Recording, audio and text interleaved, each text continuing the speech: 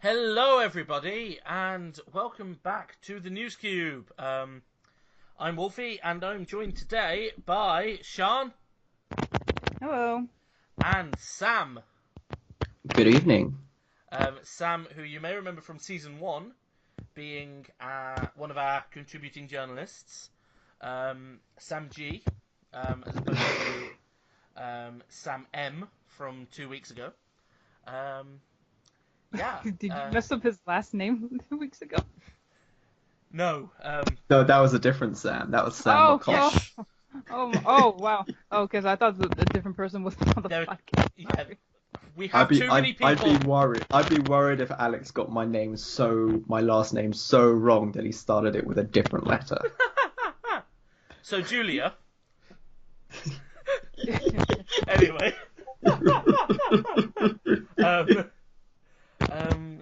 Yeah, so we've got a lot to talk about today. Yeah. So, shall we get started? Let's get started. Right. Okay, our first news story is that Cuphead has sold more than 300,000 copies on Steam. It launched last week, so... That is really impressive. Yeah. Yeah. Well I'm deserved. sure it's a great game, too. Yeah, I would play it if I didn't suck at platformers already. Sonic is already too hard for me. Like, I die so much, but it's just great. The art is great. I mean, the music is wonderful. I like the map. I mean, I've been watching people stream it. And I have a lot of where I work at. There's a lot of animation fans, and they just all love.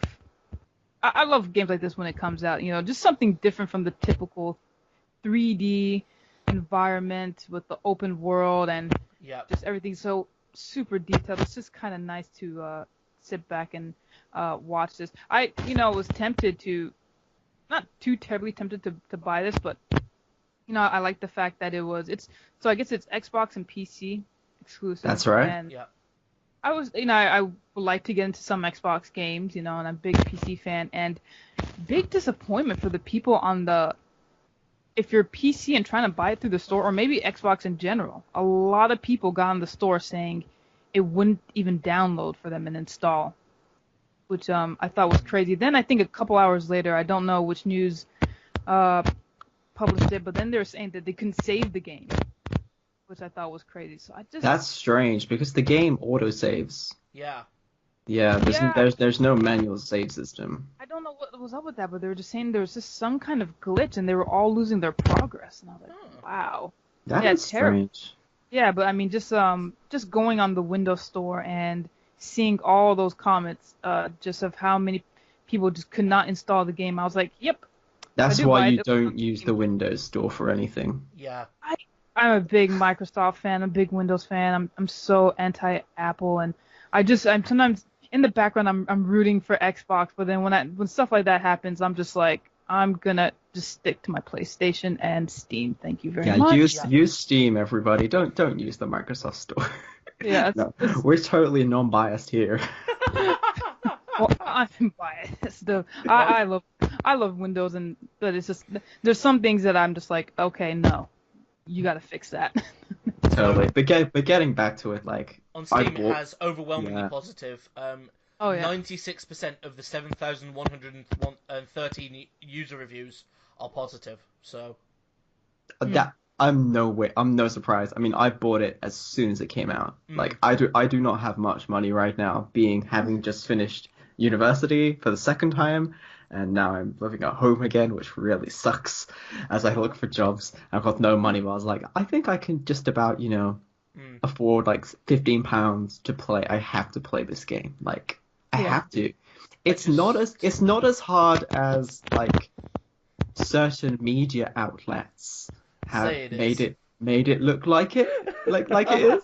It is challenging, but it's challenging in a good way. Like it takes you a long time to when you jump into a boss battle for the first time, you're gonna die. And you're gonna die a lot because you've got to learn all the different patterns. Like if anyone says that they beat any of the bosses first time, you're a liar.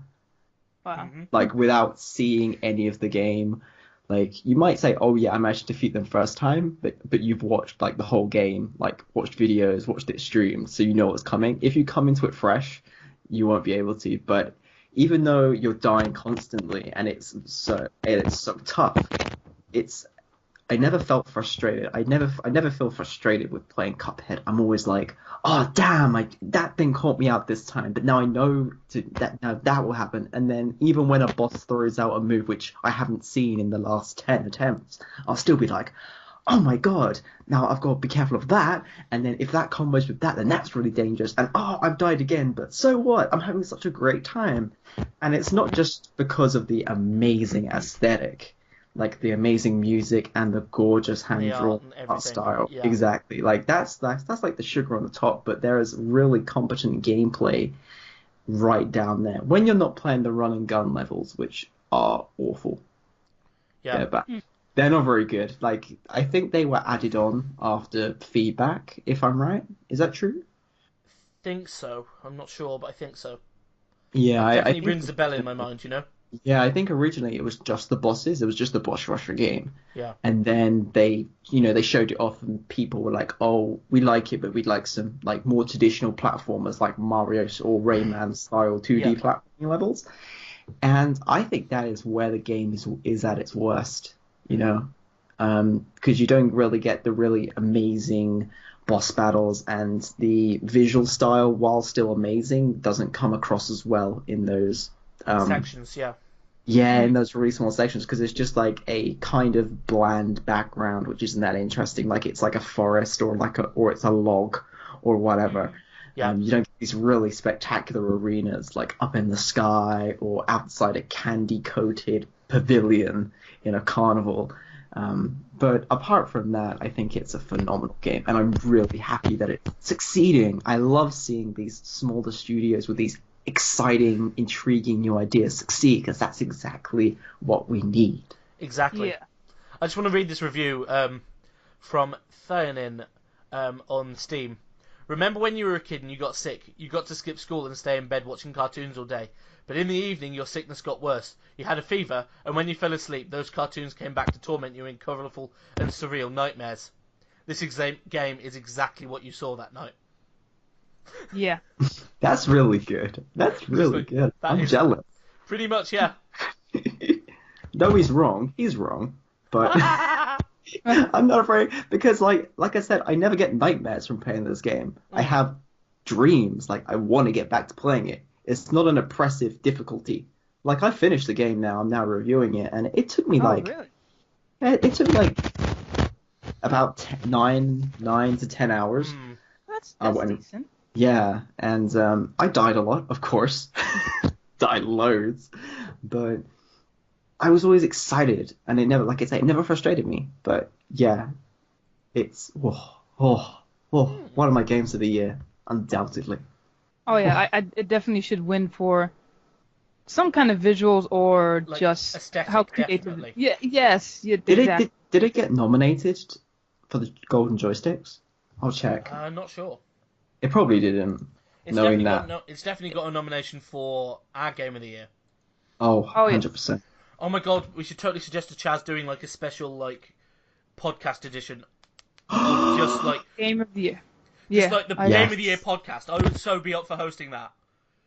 100%. Like, we I'm on there. have to do that. And like not just like game of the year, but like all different categories. Oh my god, can we do CubedGamers Awards? Oh, it has thankfully been nominated for Best Visual Design at the Golden Thank Joysticks. Oh yeah. Oof. Yeah. And it should win. It should win. Almost definitely. Just for being so different. Honestly, it should just Yeah. win. The only other game I would say gives it a run for its money was it Pyre? Because that's a beautiful game, and probably Persona 5. Yeah. Yeah, but it has to win. Has to win 100%. I mean, Yeah. if it doesn't, If gamers, it what are you doesn't, we doing? riot. Yes, we do. We have a whole 3 people listening to this podcast. Hey. We will riot. Hey, that's 2 more from week 1. Hey, small baby steps, baby Yes, steps, baby. we're growing even on social media, on our Twitter. Every day there's a good couple of people who follow us. Yep. Another 2 sex bots follow us.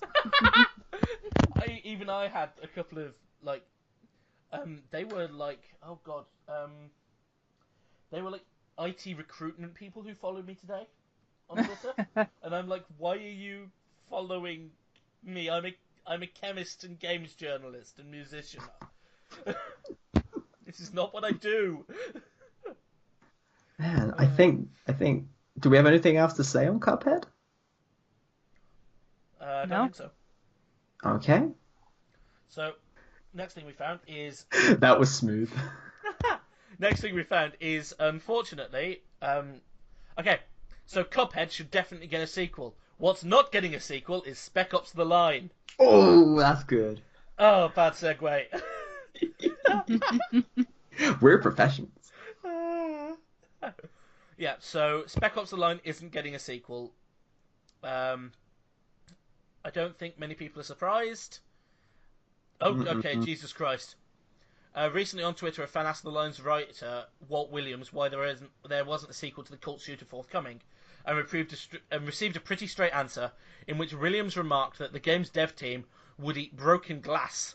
Would rather eat broken glass than make a new one. Oh, that Let me doesn't get this surprise straight. me. The story was great, but it just didn't sell very well. Yeah. Yeah, and there's other things. So did it come out at a time when there was another game that was popular? Why it didn't sell well? I think it came out in around 2012. It was 2012, and yeah, it certainly for me it was right in the middle of what I call dull and brown shooter season. And it looks like a dull and brown shooter. And for the first bit, it plays like a dull and brown shooter. Oh, yes, it does. And behind that is probably my 2012 game of the year. It is probably the best video game story, or at least the one which makes you think the most, and it's the one that makes you feel like a shit person the most. When I got to that bit, I think you know which bit I mean. Bit, yeah, I know what you mean. And I just sat down and went, "Oh my god, I'm a terrible person." I literally I put down, you know, I looked at my hands and I looked at myself and what have I done? Who am I? What is this? And everyone who plays it has that reaction. It's just a shame that so few people bought it. Oh. So why did it just bad marketing? No, like very little marketing. I mean, what's the reason for this game failing? Like Alex said, it just came out at a time when there were so many bland modern military shooters, and at face value, it is another bland modern military shooter. So, you know, like, and I remember. Yeah, because I remember reading previews of this game for years. Like, this game was in development for a long, long time, which I suspect is why the developers don't want to go back to it. Also because it's a very depressing game. 5-year dev cycle. That's quite long even today, 5 years. So yeah, I can see why they don't want to go back to it. Yeah, definitely.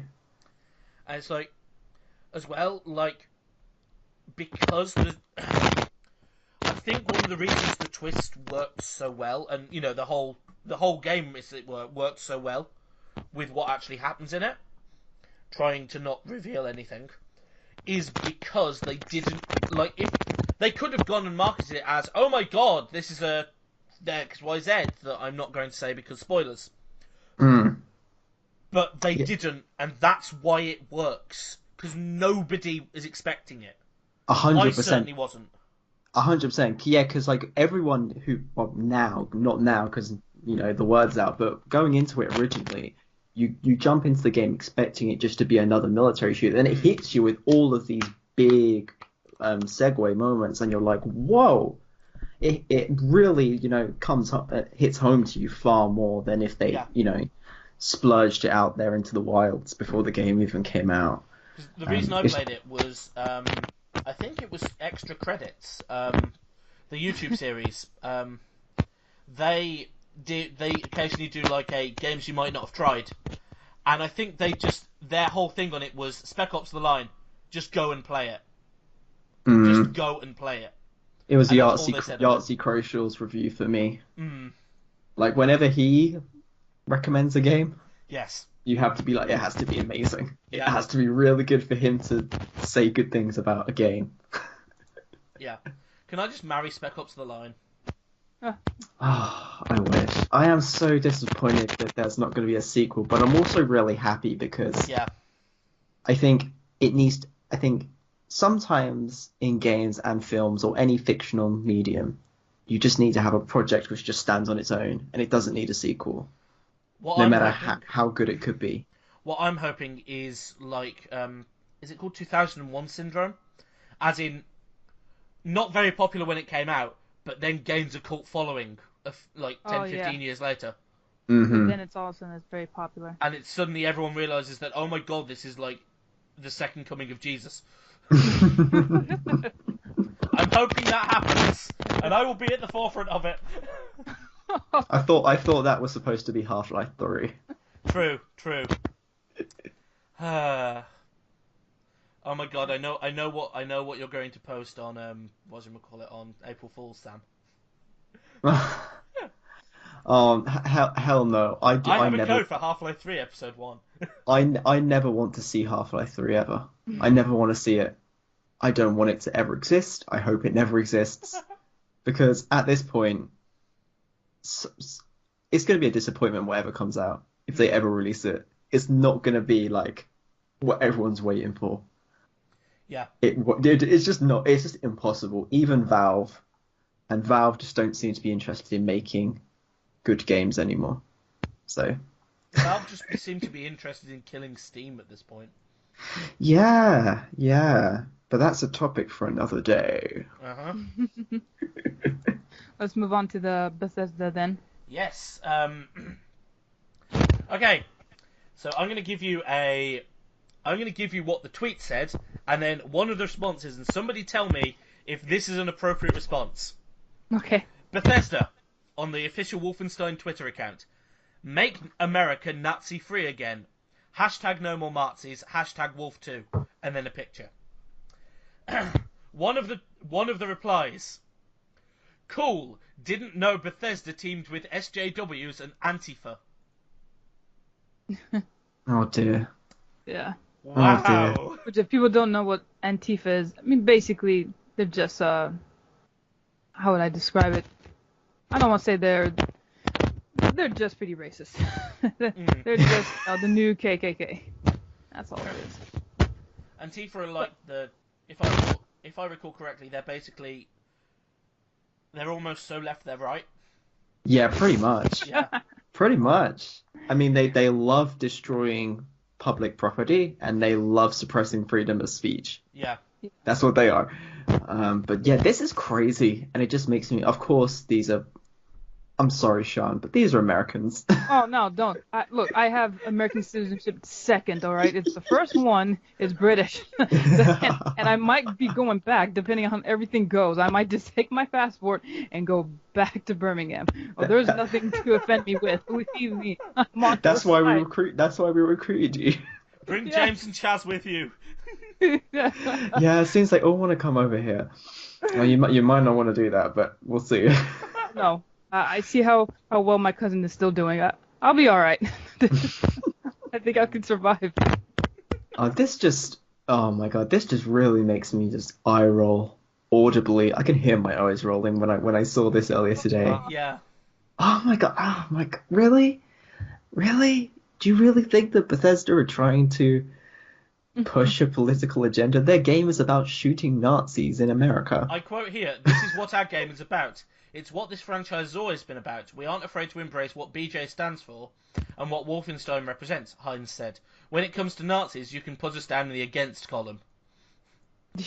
Obviously, because obviously. Does it need to be stated? I mean, Clearly it does. I mean, do you really think a game whose protagonist is called BJ is making a serious political statement about Nazism? Like, hey, I get to play as BJ, killing Nazis. I mean, come on. Oh my god. So what you're really saying is you're giving BJs to Nazis? Oh yeah, you're giving very, very violent BJs to Nazis. Very bloody ones. We're all children, aren't we? Yeah. Oh, we never grow up. We're all children at heart. Speaking of children, bad segue. Ditto has an official song. The adorably cute Pokemon. It's about time. It's about time Ditto got recognized. Yay. And he's adorable. It's just... Wait, so I'm not a huge Pokemon fan, let me just put that. So do they all have official songs, or just some of them? I've never played a Pokemon game, apart from Pokemon Go. Okay, so I've that only really played like 2 surprises Pokemon me. games. But, So, as far as I know, this is the first song I've heard about, so... what about you, Sam? How much Pokemon have you played?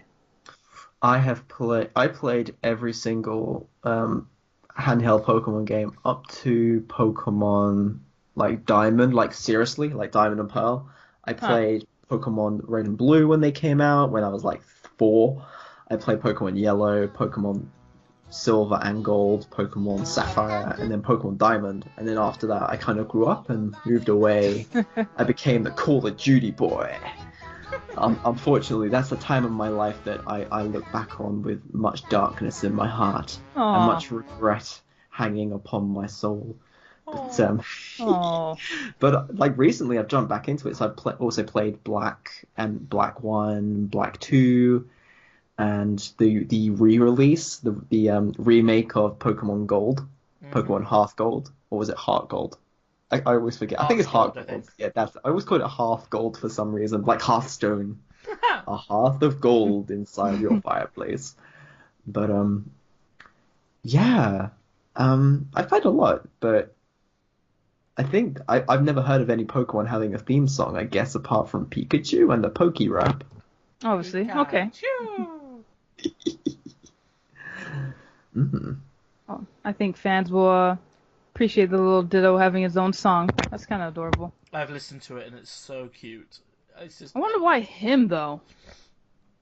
Because Ditto is adorable. He's all right. I need to get into a Pokemon game properly. Totally. The last one was pretty good, I would say. I think I reviewed it for CubedGamers. Who else would I have reviewed it for? I'm like, I reviewed that game, but where did I submit it to? Yeah, How dare you, Sean? Yeah. Well, sometimes I'm on GameFAQs, so that's why I'm like, wait a minute, where did I put that? But yeah, I played Pokemon Sun. Yeah, I think I played the Sun version. I think my boyfriend played Moon. But I really liked that because the first Pokemon that I played, it was X. It was X? No, I was playing on Y. And so I've never played Pokemon. I've never been interested in the show. You know, my boyfriend, he surprised me with that game because he was like, everyone, who had a childhood played this game. I'm like, well, this is wonderful. What are you saying about me? So I played it. But I got to say, Sun was really good. I didn't finish it. I don't know why, but that one was good, though. If you're going to jump back into Pokemon or if it's going to be your first time, I would say Pokemon Sun. Okay. That was Apparently, Magikarp also has an official song. And I'm like, this is now my 2 favorite Pokemon with songs. And Mimikyu? I've never heard of that Pokemon. Let's see what it looks like. It is thanks Google. Oh, it's that fake Pikachu. Which one? Yeah, the one looking one? Yeah, the one which looks like someone just drew it's like a sock puppet. It's like it's a sentient Pikachu sock puppet. Ah, that thing. Yeah, it looks really, really creepy. Okay, so I'm not sleeping tonight, and that's haunting my dreams for the next week. It's staring into my soul. So let's, do you guys want to move on to Stranger Things? Yes. Sure thing. Some Stranger Things. Alex is the only one who hasn't watched the show. But... No spoilers. We won't spoil, but I highly recommend it. I find it really ironic because I play D&D every week, and I've not seen Stranger Things. Yeah, and I've been that's told a big. that which this is literally really opens fucking with a weird. D&D campaign. Yeah, that's what I've been told. So it's like, why have I not seen this? Oh my god. You would have been the best 80s kid, Alex. I'm basically the 80s, but in 2010. Oh my god, it's 3 more years and then we've had another decade. Oh god, oh god. Oh, thanks for reminding me of that. No. Oh god, 3 more years and I'm 20. Oh fuck. Look, it's me who's turning 30 next year, alright? You two keep quiet. The two of you are still young. And on top of everything, I have gray hair. Oh Yeah, no. see? I know, like a lot of it. No. So it's okay. It's natural gray hair, but still. These really are Stranger Things. Yeah. Anyway, I see I seen the screenshots for I like the direct because you watch the show. It has like I guess it's the settings of more like the 80s. I want to say that's the time period that they're in, and I like the the screenshots for the game because it looks like it would be an 80s game, like that cute pixel type of the pixel art is just cute, and I find it so adorable. I don't know if you can pick certain characters. I'm assuming you're the main character, although I do see his other friends as well. So I don't play a number of different characters from the series. I'm playing the black kid. That's all I gotta say. I'm playing the black kid. You can pick anyone. I'm going to be the black kid. Apparently, it's also going to be free. Really? And it's not going to have microtransactions. Because it's going to be available on the App Store and Google Play Store. Oh, I so need to play that then. I think it'll be a fun game. I think it'll be kind of nostalgic and yeah. Yeah, you'll also have special puzzle-solving abilities based on which character you play. So this, even though I've not seen the show, but apparently I'm going to be Nancy just because they have an entire collection of bats. But special puzzle-solving ability based on that's interesting because. So I'm not trying to reveal anything about the show, but the three of the kids, I don't feel like they have abilities. No, they don't really. They don't, right? That's what it was really just one of the characters. Yeah, I wonder what ability they have. They have the power of friendship. Oh yes, they have uniting together to defeat the bullies. With the powers of earth, water, fire, air, and heart. Oh, please! No, that's witch. That's witch. Please tell me that Barb's gonna be in it, please. Bob. Yeah, Barbara. Tell me Barb's gonna be in it. Oh, yeah. Yeah, I want Barb back. So. Bring back justice for Barb. She was taken from us so young. I have no idea what they're on about. Oh, because it's part of the show. Yeah. I don't know. And it makes me wonder if it'll follow the story up to season 2. That'd be pretty interesting. Apparently, I don't know. The game is also supposed to receive a mysterious update on October 27th. Yeah. Or it might be episodic. I hope it's not. It's currently available on the app and Google Play stores. So I hope not. Go do the thing. So, what have we got next? Sean, you sent me some, amazing music. Some soundtracks. A lot of people now have been re-releasing these sort of remastered tracks. We have Breath of Fire 3 remastered, and let's see if I can find. So the producer is Sean, and I'm definitely not even gonna try and say that last name. It's just, but yeah, we'll just go by Sean S. There we go. Send me the thing. Yeah. I'll try. Yeah.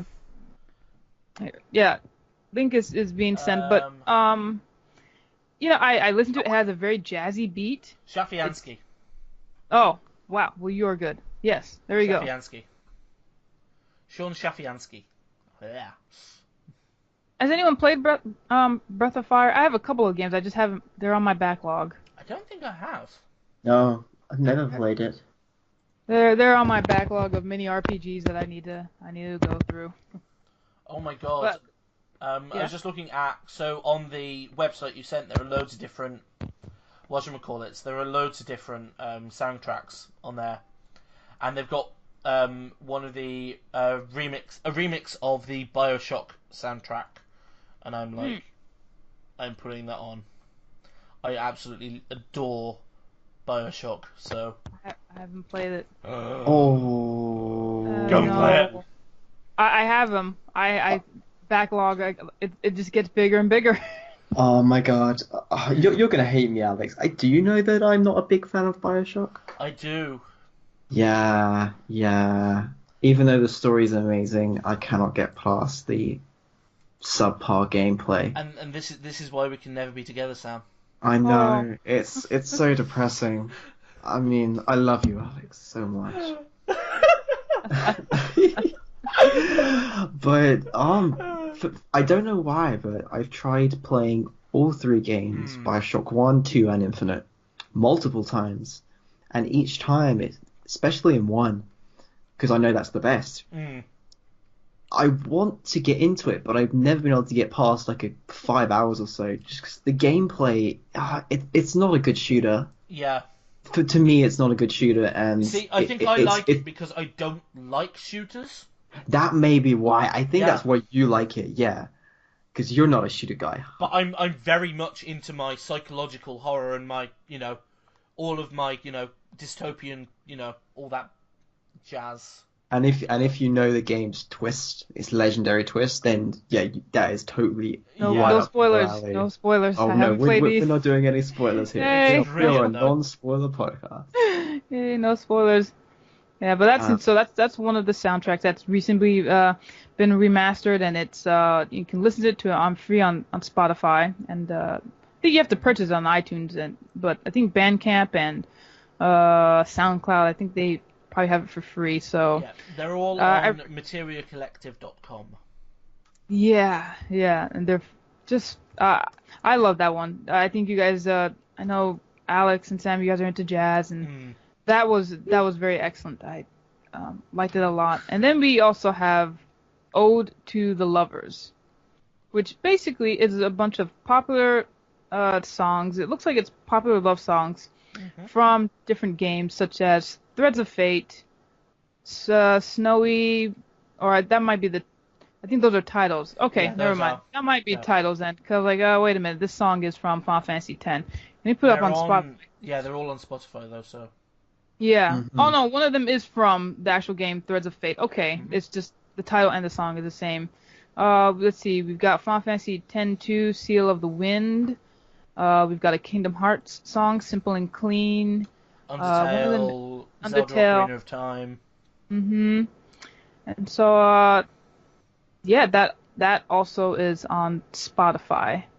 And I was liking it, so I just want to mention that, and I'll just put that out there for people who probably need a little bit of music. If you're into gaming music, I'm not into gaming music so much, but I do appreciate it though. And I may well use them as soundtracks for the Tuesday live streams.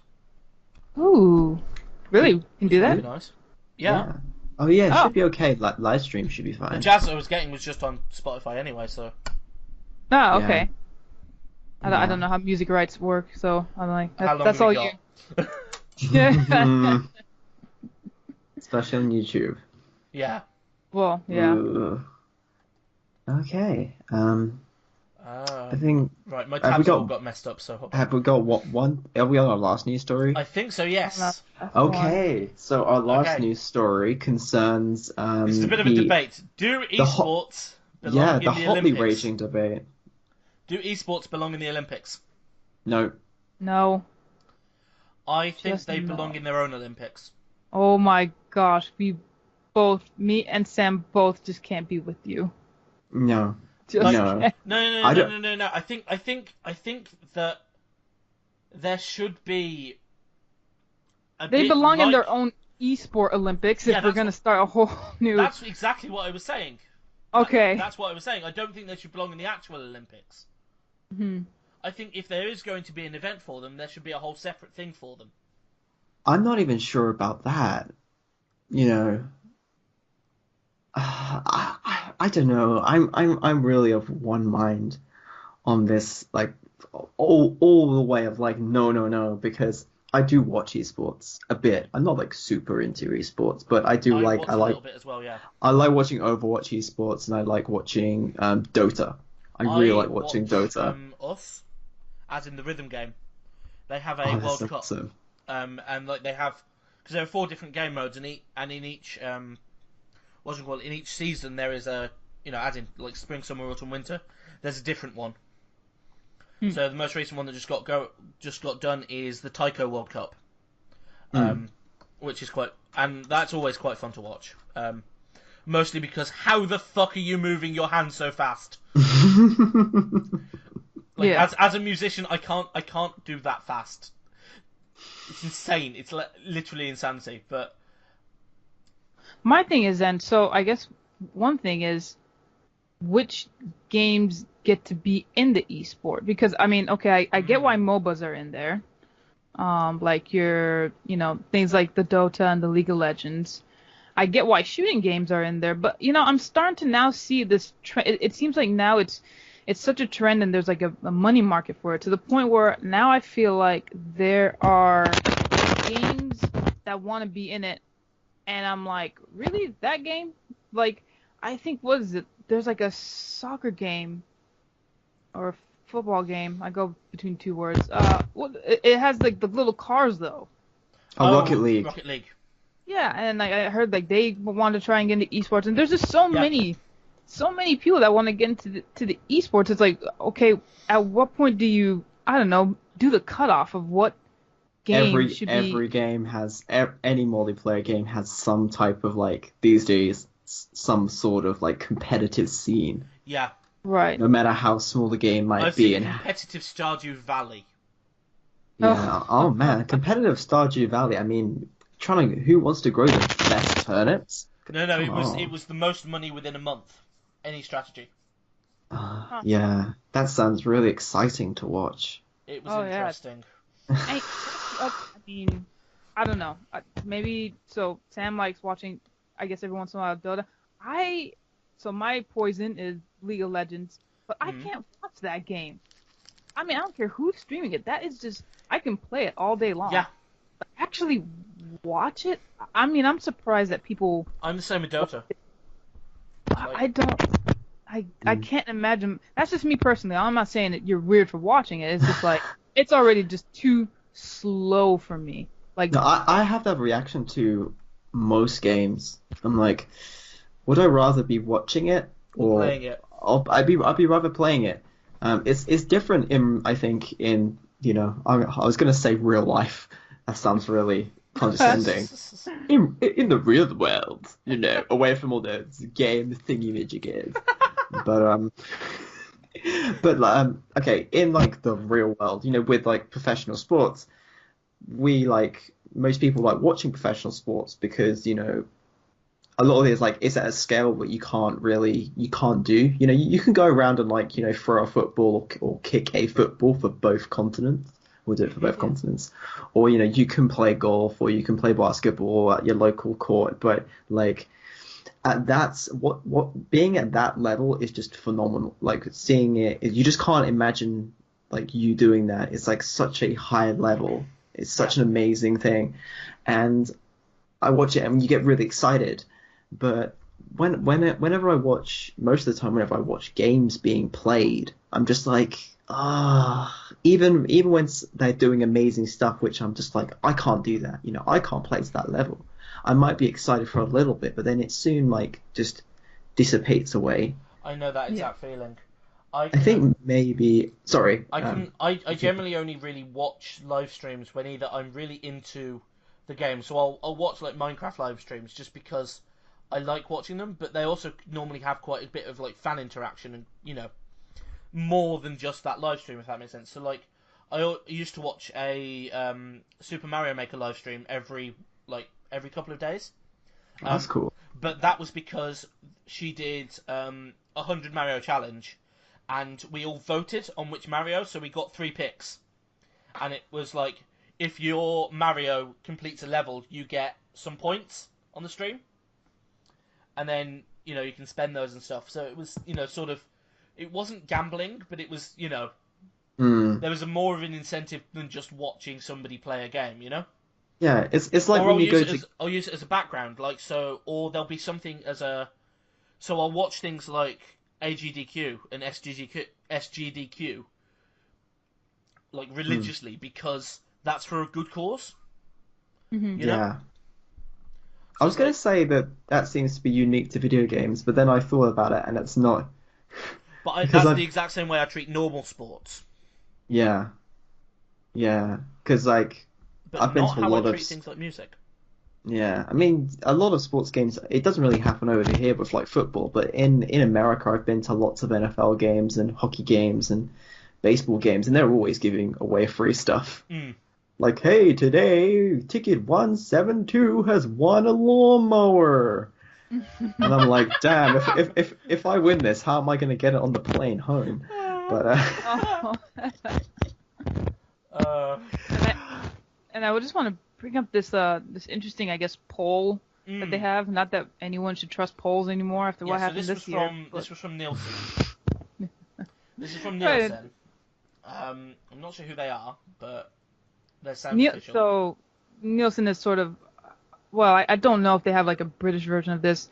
So I guess the Nielsen is sort of like a who's watching what. Like I guess it's usually normally associated with television, like what people are watching, what shows, channels, things of that, what demographic are there. So I'm assuming they're talking about that. Yeah, because there's a 36-page report I've got in front of me here from them. Oh, wow. All on Esports, and I'm not reading all that right now, but... I was just talking about that chart that was at the bottom of that. Yes. Okay, great. That's, I think, referenced... I think they're getting those statistics for that chart from... Yes, they are. They're getting the statistics for that chart from this report, so... Yeah, 28% of esports fans across the 4 countries, which is US, UK, France, and Germany, think esports should be an Olympic sport. 41% think esports should be a university or a collegiate sport, which is already happening. It's certainly happening at mine. Yeah, oh really? So It's happening in UK too. Yeah, it's happening over here. We have an esports team. Yeah, so there's esports teams going around. I went to an art school, so I don't know if it's for the game League of Legends. I think it is, and they've won 0, which I think is hilarious. I'm like, yeah, that sounds right for an art school. Go back to your little paintbrush. But then we have 53% consider esports to be an actual sport. I want to ask that question to you guys. Do you guys find it an actual sport? No. Alex? I'm really conflicted on this one. So let me ask this question then. Do you consider chess a sport? No. So why should I think chess is a game of logic. Chess I don't consider a sport. Speed chess I do consider a sport. Well, chess boxing is a fantastic sport to watch. That's an amazing sport. But you have a timer. Yeah, you got to play the game and then yeah. Oh my god. Okay. So I do consider that a sport, but I don't consider normal chess a sport, if that makes sense. Yeah. Now I have to, look it up. Is speed chess technically a sport? It's a tricky one. I mean, it's a competitive game. That's the difference. I mean, it's what you define as what sport. What is sport? Yeah, because if you're just going to go by competitive game, then technically any situation where you've got 2 suspects in different rooms and they're playing off against one another and one of them's going to crack first, that's a sport technically because that's a competitive game. Yeah, Woo, exactly. Thank you, Nash. You've got to look at it like, okay, video games. So then, by that context, that means Monopoly is a sport. That means Snakes and Ladders is a sport. That means Rock Paper Scissors is a sport. Okay. I mean, Rock and they're Paper not Scissors sport. isn't a sport, I think, for me. But Rock Paper Scissors 101 definitely should be. Have you heard of RPS 101? No. I'm going to send you a link to RPS 101, and it's my favourite thing. If I can ever find anyone to play RPS 101 with, I will love them forever. Let me just read this real quick. So I just pulled up a wiki because it was just real quick. Chess, and this is just randomly on the wiki, and it was just talking about history and rules, but they say chess boxing uses a fast version of the chess component of this sport. So I guess that is technically a sport, chess boxing, or, fast chess. That's considered a sport. So, I don't know. 53. I mean, that's a big number. I don't know if I can consider things like League of Legends or whatever the game is. Maybe like society's perceptions will change, and maybe our perceptions will change in the future as it becomes more mainstream. That generally, humans hate new ideas. Generally, we like the familiar. We don't like to be exposed to new things. But now, do you think all a little aspy? Well, now, do you think it would be considered a sport if there were some kind of constraint? Like, you have chess, and then, of course, you have speed chess. So, would it be more like you've got League of Legends, where, anyone can play, but then maybe you've got, I don't know, Speed League of Legends, or not? I don't know. It's already sort of a speed thing, but it isn't in a way. It's weird. Yeah. It is. It's a very grey area right now, but okay, that's really interesting. So I'm just reading through the Nielsen report. Okay, in the US, because that's the market everybody sort of knows, but this is also true for UK and Germany. What do you think the top PC exclusive game followed through esports is? Oh. League? Sam? Or Dota? Considering you brought this up, I'm suspecting it's not going to be something obvious. It might be Counter-Strike. I'm guessing it's going to be... one of those clicker games. Actually, Clicker Heroes, yeah. No, it's Counter-Strike. Counter-Strike, yeah, that is old as people have been playing Counter-Strike since. It to be League of Legends, to be honest, but it briefly. But then I was like, even people back in my high school were just playing Counter-Strike, and I didn't get it. I was like, this looks like a really old, dusty game. Why are you playing this? But I was like, you know what? It's probably Counter-Strike because that's a very old game that's been going on for a while. Yeah, that's interesting. Another thing in the there's a lot of interesting things. 71% think esports will become a mainstream activity in the near future. See, now I think that number might be disappointing later on. You know why? I watched this documentary. I like 30 for 30 from what's it called? From ESPN, and it was about this BMX biker. And now maybe Sam might know. There was a time where sort of I think they call it like X Games. You basically have the skateboarding, the bicycle, the BMX. That took off really quick and really fast, and then just plummeted. Like, just all of a sudden, kind of. I'm pretty sure it's still around. Don't get me wrong, but it just really disappeared. It makes me wonder if that might also happen to esports. Well, it's just quickly taking off and it's going higher and higher and higher, and then at some point just fall flat. I wonder if that's going to happen too. Kind of like the X Games, because that was something that was taking off and it was getting really popular, and then it just sort of fell off out of nowhere. Yeah, and you look at a lot of the sports in the X Games, stuff like snowboarding. I mean, snowboarding is an Olympic sport and stuff like that, but like stuff like BMXing, skateboarding, like none of that has made it into the Olympics yet. Right. And I mean, and then like going back to the whole argument about should video games be in the Olympics? I mean, you have totally legitimate sports like stuff like baseball, which sort of comes in and out of the Olympics depending where it is. Like when the Olympics is in America, funnily enough, baseball is an Olympic sport. Fancy that. And I think it's going to be in the Olympic. Was it? I think it was in the Olympics in Brazil. Was it? Might have been.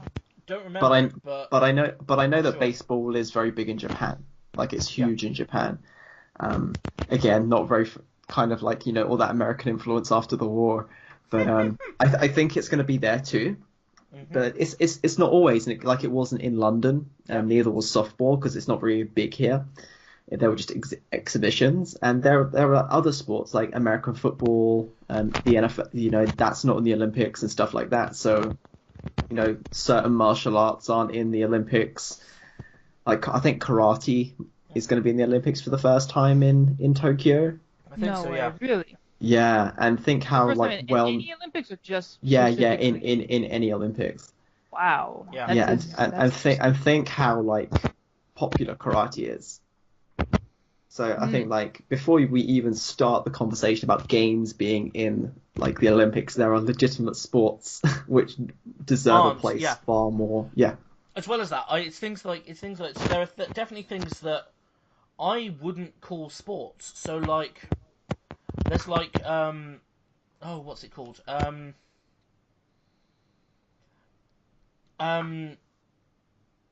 It's I forget what the actual name of it is, but it's the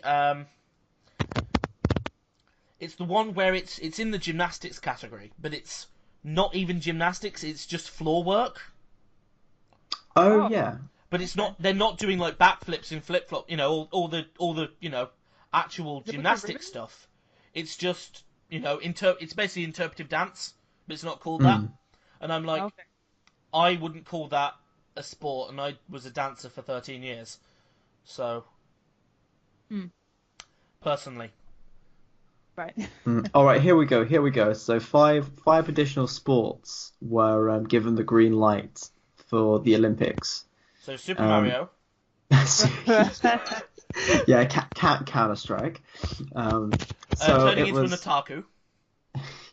It was baseball/softball, karate, skateboarding, which I think that's going to be pretty cool, sport climbing, and surfing. Sport climbing? Yeah, sport climbing. Like sport rock climbing. I guess so. It's probably like the rock climbing, but obviously it's not a real rock. It's, the little... It's a form of rock climbing that relies on permanent anchors fixed to the rock for protection. This is in contrast to traditional climbing, where climbers must place removable protection as they climb. Okay. Okay. I'm guessing it's like the type that you would go to like at a rock climbing... It's like a wall, area. Like a wall. That's what I was assuming. Yeah. Okay. Yeah. As opposed to, like, it's also, though, just a normal, like, rock face would count as a sport wall, if that makes sense. Because, obviously, the rocks are in place. You know? As opposed to having a thing where you hook onto one, climb up a little, hook that off, hook that onto it, or rather, hook onto another one, hook that first one off, you know? Etc, etc. But yeah. So. All in all, Olympics. Yeah. Discussion. Yeah. So there are lots of new sports coming to the Olympics coming soon, but what about games coming soon? Bad segue. Let's see, we've got on 10/10. We've got 88 Heroes, 98 Heroes Edition. That's on the Switch. We've got Cyber Dimension Neptunia 4. Was it 4 Goddesses Online? We will have Middle Earth, Shadow of War. We will have Raiden 5, Director's Cut. Summon Night 6, Lost Borders.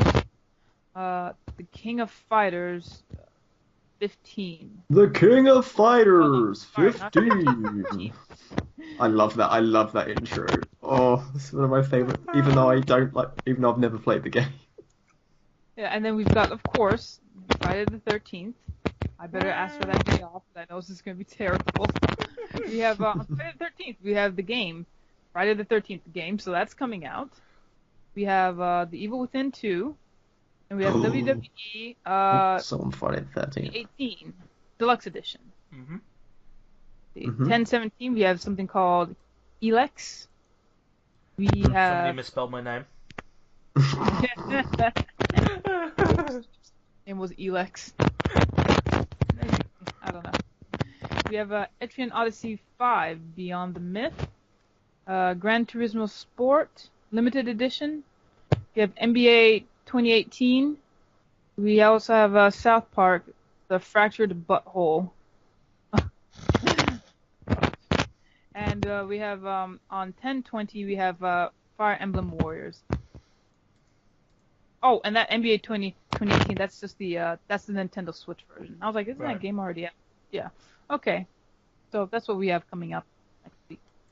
Interesting. I'm looking up some info on Elex. I think I posted a trailer. Eclectic, lavish, exhilarating Xennial is an upcoming science fantasy themed action role-playing video game by THQ Nordic. Yes, by good old Nordic Games, who for some reason decided to stick the THQ name because it's synonymous with high quality. Yeah. Am I right in saying that? Because I think Robin said that they didn't like us. No, them along with Nintendo, they don't like us. I remember. Yeah, I remember. I don't know why. Maybe I think this was before my time. Probably. But yeah, maybe you guys reviewed one of their games and just gave it a really bad score, and they weren't too happy. Aww. Nobody's ever too happy. Oh, I think I told you this, Sean, didn't I, about Chaz's run-in. So Chaz reviewed recently a game called Caveman Warriors. Yeah. And I'm not afraid to say this because this is a small studio, and I love pointing out developer bullshit. But I think Chaz gave it a 4.5. So and his check now. Yeah, it was. I'm gonna check. What did he give it? It wasn't a very glowing review at all.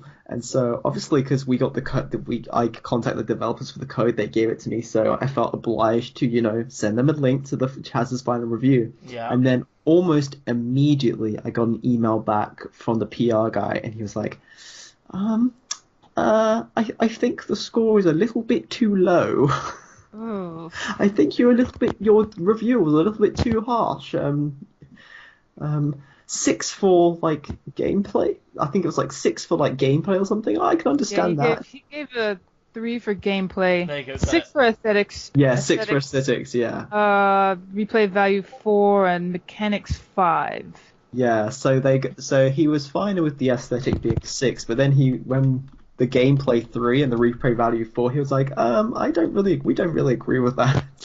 I was like, of course you don't, but yeah. No, the only tough thing about reviewing is, once you review a really, really bad game, all the other ones seem to be a whole lot better. And vice versa. And I've never written a bad review for CubedGamers, but one time, and this is before I even met CubedGamers, but I played a really just terrible game that was on the Vita, and so awful, glitches, frame rates were horrible, just weird, buggy things that design-wise, stuff that you're just used to seeing even from even beyond PlayStation era, just really a lot of bad design choices, just awful. Yeah. I don't know what I gave it on GameFAQs. It was not good at all, but now it's anything past that, though, it's sometimes when I think of a game, I think of that game that I played, and I'm like, does this one come even close? I'm looking at how what the harshest scores I've ever given anything is, because I'm genuinely curious. Oh, so am I now. I use quite a harsh scoring system. So the way I do my scores is that a 1 is a bad game, and then how to word it?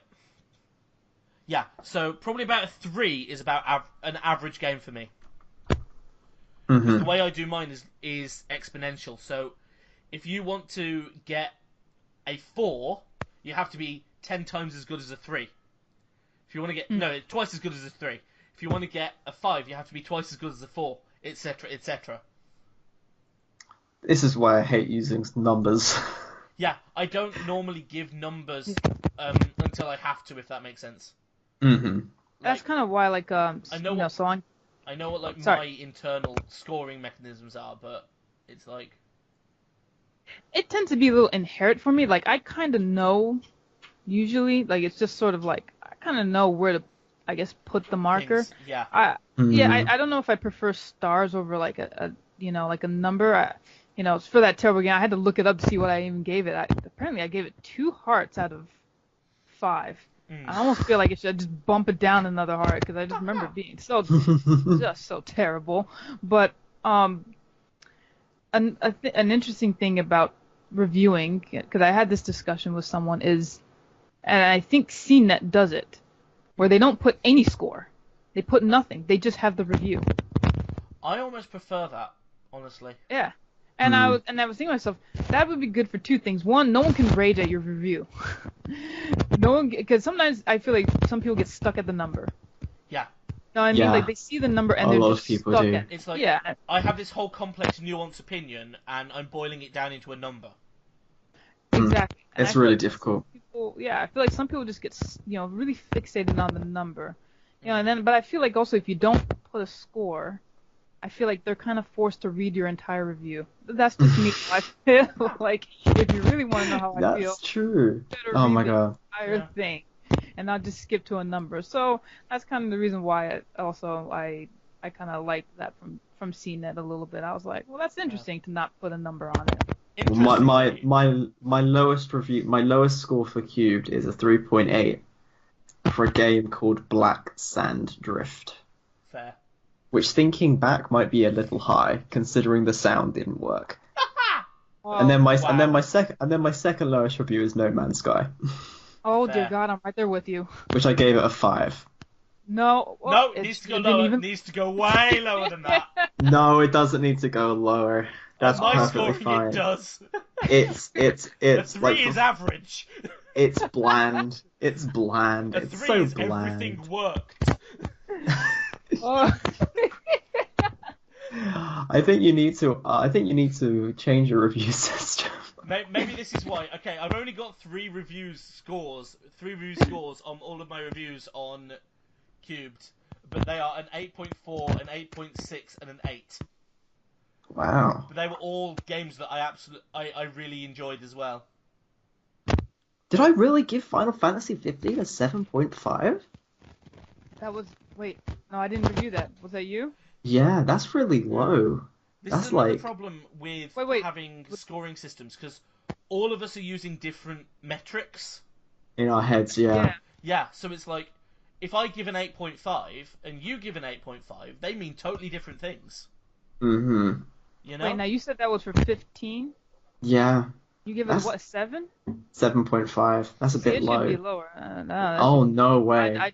I didn't like it at all. I didn't Oh, it's a like it. phenomenal game. I Did you played not through hear? it Did you again. not read my rage comment? And I knew I wrote something for about 15. I'm like, oh, I didn't review it. I just wrote a rage piece. I will maintain that the overall story is really bad. It's better now. That's what. See, I'm an 'cause RPG player, so I need a story, and that But- really, really irked me. Plus, a couple of other things irked me, but that irked me. a lot But too. like, for me, what I love about the game is that the relationships between the 4 characters are really, really well done. I think they might be the most believable, it might be the most believable sort of friendship group relationships between 4 friends I've ever seen in the game. I kind of disagree. Oh, I have to I'm not saying disagree with that. I'm not saying the friendship thing wasn't Cat fight, there. cat fight, Cat fight. I'm just I'm sitting not here saying just the watching the fireworks. For some characters it was there. For some it was a little lacking. But Well, I mean, I am very clued up. No, I can't use my education in the fight. No, I shouldn't do that. No, it's just a really good, positive vibes and all those 4 characters are really well written. They are really well written. I don't like Noctis. I think he's a really bad protagonist. yeah. I think he's a really, really bad protagonist. I didn't really like playing as Noctis, but I liked him with the other 3. and I like the whole road trip, sort of bros on a road trip, coming of age, sort of, growing up story. I think it worked really well. And maybe it's just a good bro game, because I just wasn't feeling some of this stuff. I mean, I get what you're saying. A lot of it I did like, but there was just, story-wise, a lot of things bugged me about it, and there was just a lot of little things that just irked me about the game, and just primarily story, but I guess it did get a little bland for me. Some of the side quests, and it felt it kind of reminded me of Final Fantasy 12, and I didn't like that game either. So I kind of knew I was almost not gonna like this a little bit, but then also just the whole DLC thing, I didn't appreciate any of that from them. I felt like they kind of gave me an unfinished game, and they expected me to go back. And as much as my boyfriend's like, hey, there's a new DLC, go play. I'm like, nope. They had their chance. I'm not gonna revisit the game 4 times as they. The DLC doesn't add anything to the story. It's not like, it doesn't fill in anything really. It's just like, oh, that's what happens to that character off screen, which doesn't really concern me. I mean, I do agree with you. I think the overall story is not very good. It's not very good. It's so cliche, and it's such a mess. Yeah, such a mess. They dropped that huge bombshell about Prompto, and I'm like, but now I want to know more. Why would you say that?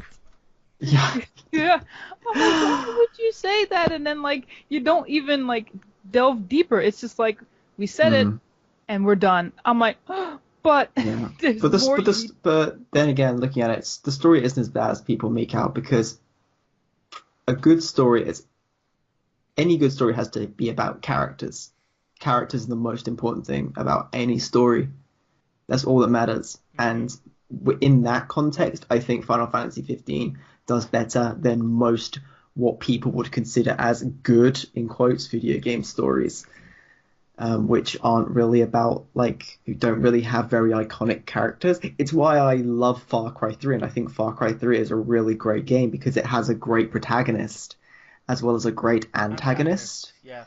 Whereas, the other Far Cry games, Far Cry 4, Far Cry Primal, Far Cry 2, don't have good protagonists, characters you play as, and they might have good villains, but they don't have good main characters, the character you play as, and that's what a lot of games suffer from. But when you have a good pool of characters around you, that's really it's why people love Metal Gear and The Last of Us. I always prefer a well-written character than a blank slate. Fill in your blanks. That's why I'm really worried about Far Cry 5. I need to write a piece on that, actually, because when they announced that, oh yeah, the character's a blank slate, you can fully customize your character, I'm like, okay, my interest of this game is gone. It's like that studio does not realize why Far Cry 3 was so great. Of course, the gameplay was great and the villain was great, but the main character had an arc. You started off as this wimpy, trust fund kid who was just a douche and you hated, but then as you played the game, the character grew alongside you as you became more competent, and the character became more badass. He actually had a character arc, which a lot of video game characters don't have. A lot of characters don't have. A lot of characters anyway. Yeah, that's true. A lot of characters anyway, in books, in films, in a lot of films, or in theatre even, don't have an arc. But what was it? Jason Brody in Far Cry 3 did, and that's and then his arc, and then his relationship to other characters, and Vaas, who is one of the best video game villains ever. I mean, that guy is fucking amazing. Great voice actor. Yes. I can't even remember his name. Jason something. Jason blah blah blah. That was his name. But that's what really makes it great, and that's what makes great video games. And with Far Cry 5, when they were fully customizable, I'm like, yep, I'm out. You don't understand. Your writers do not understand what made that game great. Just be careful criticizing a game that hasn't come out yet. Looks over at my Kindred Spirits opinion piece in September 2015, and the hate I got from that.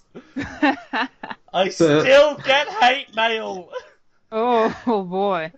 Oh my It's just goodness. whiny otakus. It's just whiny otakus, but fuck them. But look at it this way: 3 years on, I still if you get put hate it mail. out and then you're right, you look like a genius. Yeah. Yeah, that's true. Yeah. No, we're gonna have to do a separate podcast, I think, on maybe stories, because one of the Yes. best stories that I just praise is Final Fantasy X. I will always praise that game. Ugh. Oh, really? I hate you. That isn't Don't. really bad characters. Oh, Now, see, my God. we're gonna have to debate Bad it in a writing. We're gonna have to Bad have just writing. like special podcast, and we'll get like as many contributors on as possible, and we'll just all sit down and go, Why okay, the Final guys, Fantasy let's X? have a debate. What makes a good story? I'm just curious of Sam's opinion on 10, though.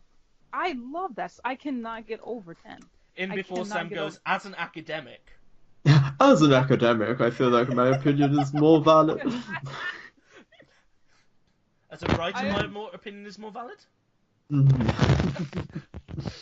No, I could never get into. I managed to force my way through it. A very painful experience. But I played it way after it came out, so I think that really sort of skewed my opinion of it. I mean, when I look back at, I've talked to a lot of people about 10. 10 isn't, at least from what I've seen, looked back as fondly these days by like the collective, as like the PS1 games are like held in reverence these days. And now with the re-release of Final Fantasy 12, like just a couple of months ago, that game seems to be like springing back up in people's memories. But Final But I am Fantasy 10 curious. seems to have like. I am curious, when did you play Final Fantasy X? I played it when it came out for PS3. Okay, so now, recently, a couple months ago, I was watching someone stream Final Fantasy X, and they absolutely hated the experience. I mean, and it wasn't really right towards the end, like the final boss, he was like, I'm kind of getting into it now, and I'm like, you've got to be kidding me. Now, I played Final Fantasy X back, like, in high school, not too long when it, came out or anything, but someone let me borrow it, and I absolutely fell in love with it. It's sort of like how people fall in love with Final Fantasy VII. It's like the first 3D game, and there's just a lot of fantastic things about it where you play it later and the hype is gone and you just don't feel the same way. I could almost see then how you would have that opinion. Was it your about first 10? Final Fantasy game? Okay, sadly it is. But I'm telling you. That's a big reason why I've heard of this from a lot of people. Like the And I first know, Final and- Fantasy game you play is always going to be your favorite, no matter I which know, one it and is. people say that, but I will tell you, there's a lot of things of why, story-wise, I could just tell you why I love that game. As far as a story, as gameplay, I will say, going back to it, I almost cannot play that game unless I'm playing it on the PC and doing ×4. Because it just moves too slow. Everything's too slow for me. The battle's too slow for me. I have to be on ×4 mode, and that's the only way I'm gonna play it now. I won't play it on PS3 or whatever anymore again. It's too slow for me at this point. As many times as I've played it and watched it, I can't play at a normal speed anymore. I have to do ×4 in order to play that game. So, as far as gameplay, I can see it being very outdated and people not liking it. But as far as story, for me, it's one of the best ones. I like Tidus' relationship with his dad and just how a complicated mess that is and all this other little... And I like how the story is slowly fed to me about this whole history of Spira. So I'm really passionate about the story of Final Fantasy X. But I also see this trend now of... I played it kind of... Not when it first came out, but relatively in that era of PS2 games, and I can now see people who are playing it now. I can see them being like, why do people like this game? This is such crap. This, I think that the person who was streaming it, he had a problem with how you leveled up in the game and stuff like that, and because somehow he screwed that up. I don't know how, but I can now sort of see it being a problem for people who are going back and playing it. I can barely play it at a normal speed anymore. I just won't really do it. It's got to be on ×4 for me.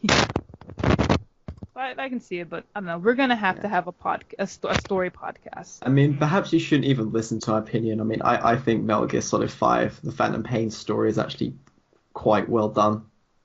And that is really against popular opinion, so... Yeah, because my boyfriend was recently playing Metal Gear 5, and I'm not sure how he felt about the story, just gameplay. He had a lot of negative things to say about that game. But see, for that's really different. That's interesting. Because yeah, that's completely against, like, people love Metal Gear 5 for the gameplay and hate it for the story. It's interesting that your boyfriend doesn't like it. Why does he like it? He said it felt very slow. Oh, very, very slow. And, well, I think that also just doesn't mesh with his personality, because we have a board game, and the whole concept of this board game is that usually the game can take about 15 minutes to beat or less.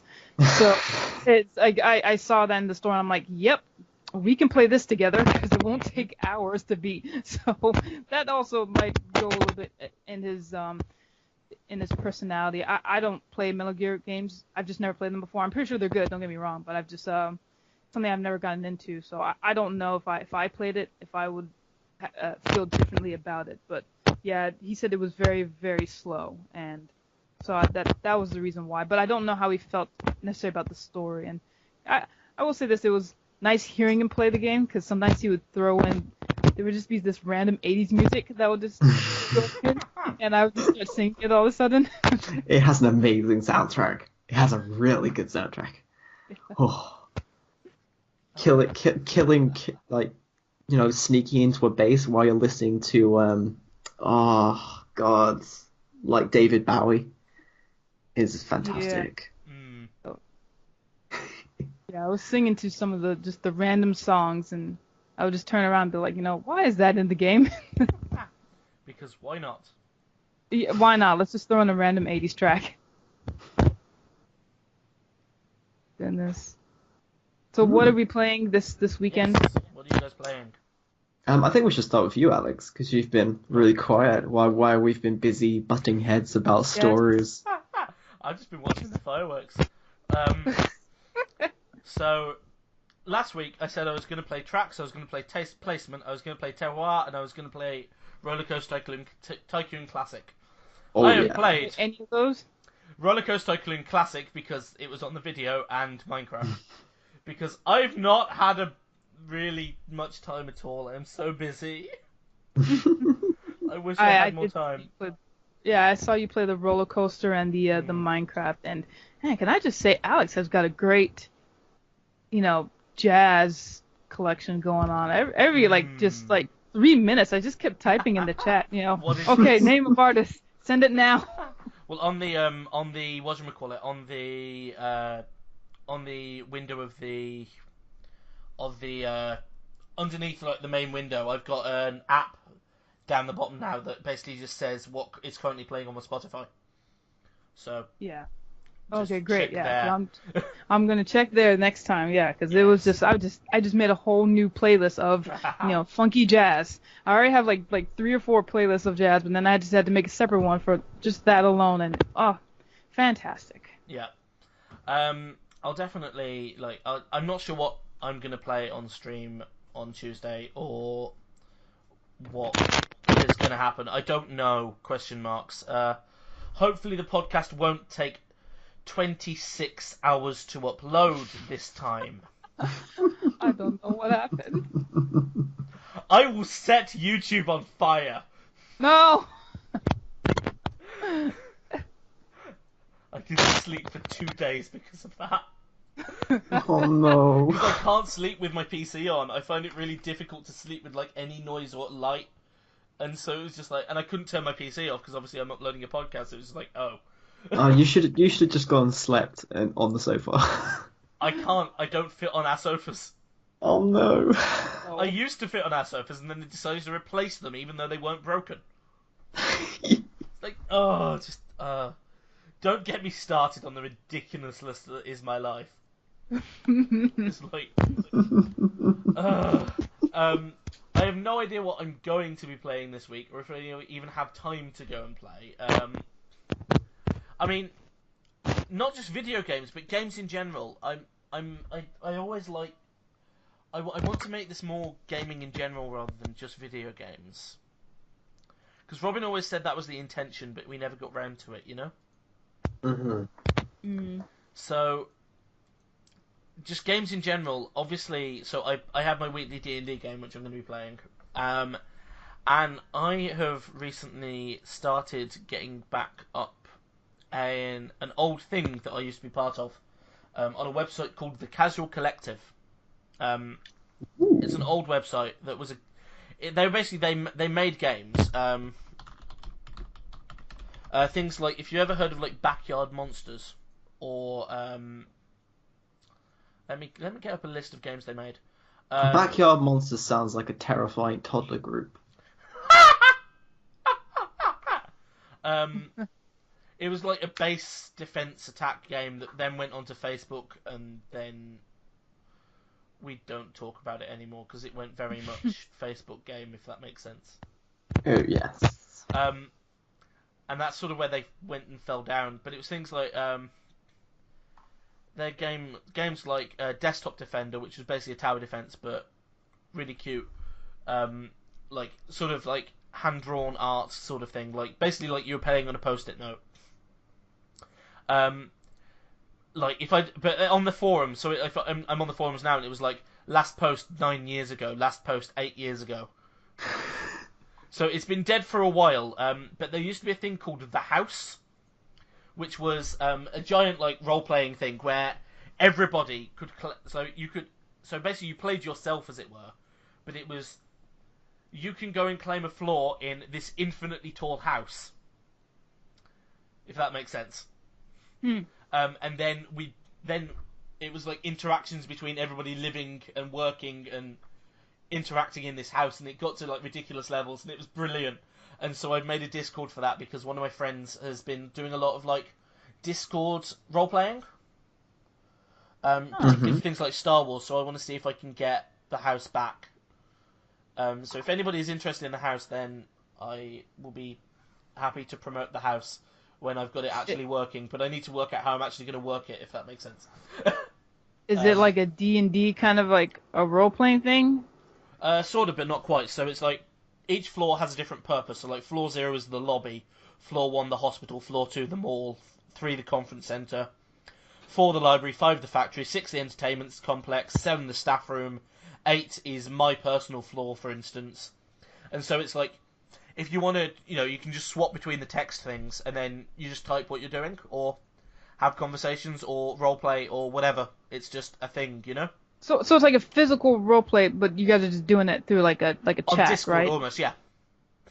Yeah. See, no, I can't play games like that. But they're all like, everything's like separate. So like, obviously, if we're both talking in the factory, then nobody else who isn't in the factory is going to find out about what we're talking about, if that makes sense. Well, it's not that. So Yeah. I've played D&D once. Somebody invited me, and I'm like, sure, why not? Why not I just enjoy the experience of D&D, and play the game. I think I picked like Goblin or whatever I was, some kind of short halfling. And I'm already not a very social person. I mean, with gamers, I do well with, but this I couldn't do. It was the thing that kind of threw me off was some of these D&D people they had their own voice acting to their personal characters. For me, that's already going too far. It's like, whoa, I'm gonna use and the weird part was so whenever they would talk out of character, they did this thing where they kind of put their hand over their head to show that they were out of character and talk in their normal voice, and then go back to talking in their like character voice, and I'm like, no, this is already, I'm being too socially exposed. I must leave now. Yeah. And then you've got me, so I GM, so I have, at current count, 156-ish different characters. Oh gosh. That I roleplay consistently. It's too much. It's like, I can get into character, but it'll take me a minute. Yeah. But no, maybe something that is, because I used to be into MMOs, so maybe it's kind of something I could do. Who knows? Well, it's interesting because it's not that you're, well, it's weird because it's sort of like you're playing a character, but your character is yourself. So it's not like you know, Lockie went down and sat at the front desk. It's I sit down at the front desk, or rather I literally, so in my first post was like, so using in Discord, if you put things in stars, in asterisks, it like italicizes it. So it's like in italics, sips at front desk, and then I typed, how do I get people to move in?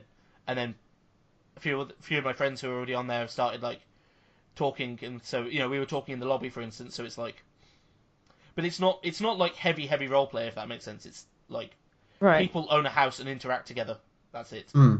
It kind of feels like, I feel like that would be the type of digital MMO that maybe you would see in like the early 90s when the internet is coming up, and you just have this little chat window. Yeah. The way I describe it is it's a bit like Club Penguin, but text. And in a house.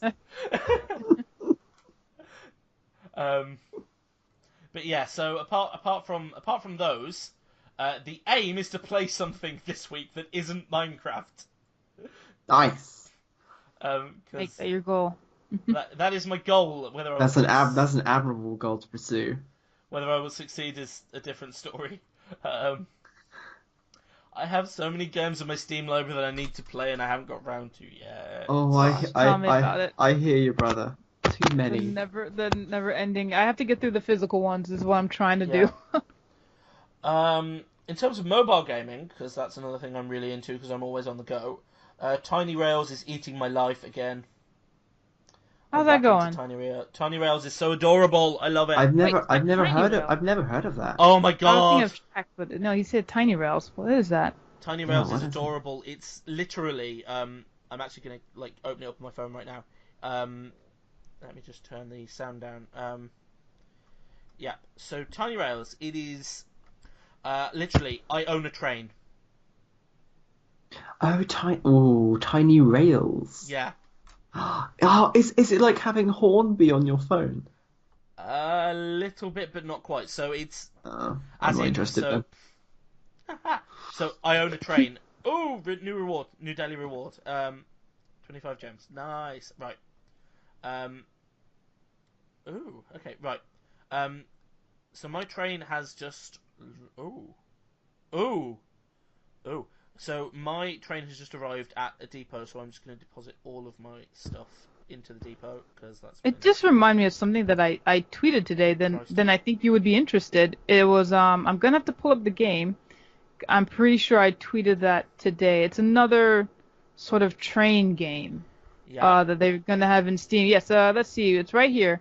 It is called Mashinki. Mashinky. It will be available. Today for early access on Steam. Go get it.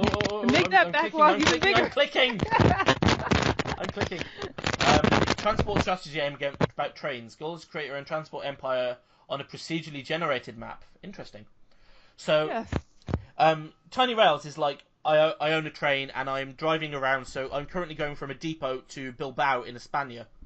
But it's like it's got a whole story to it. So you start off in like northeastern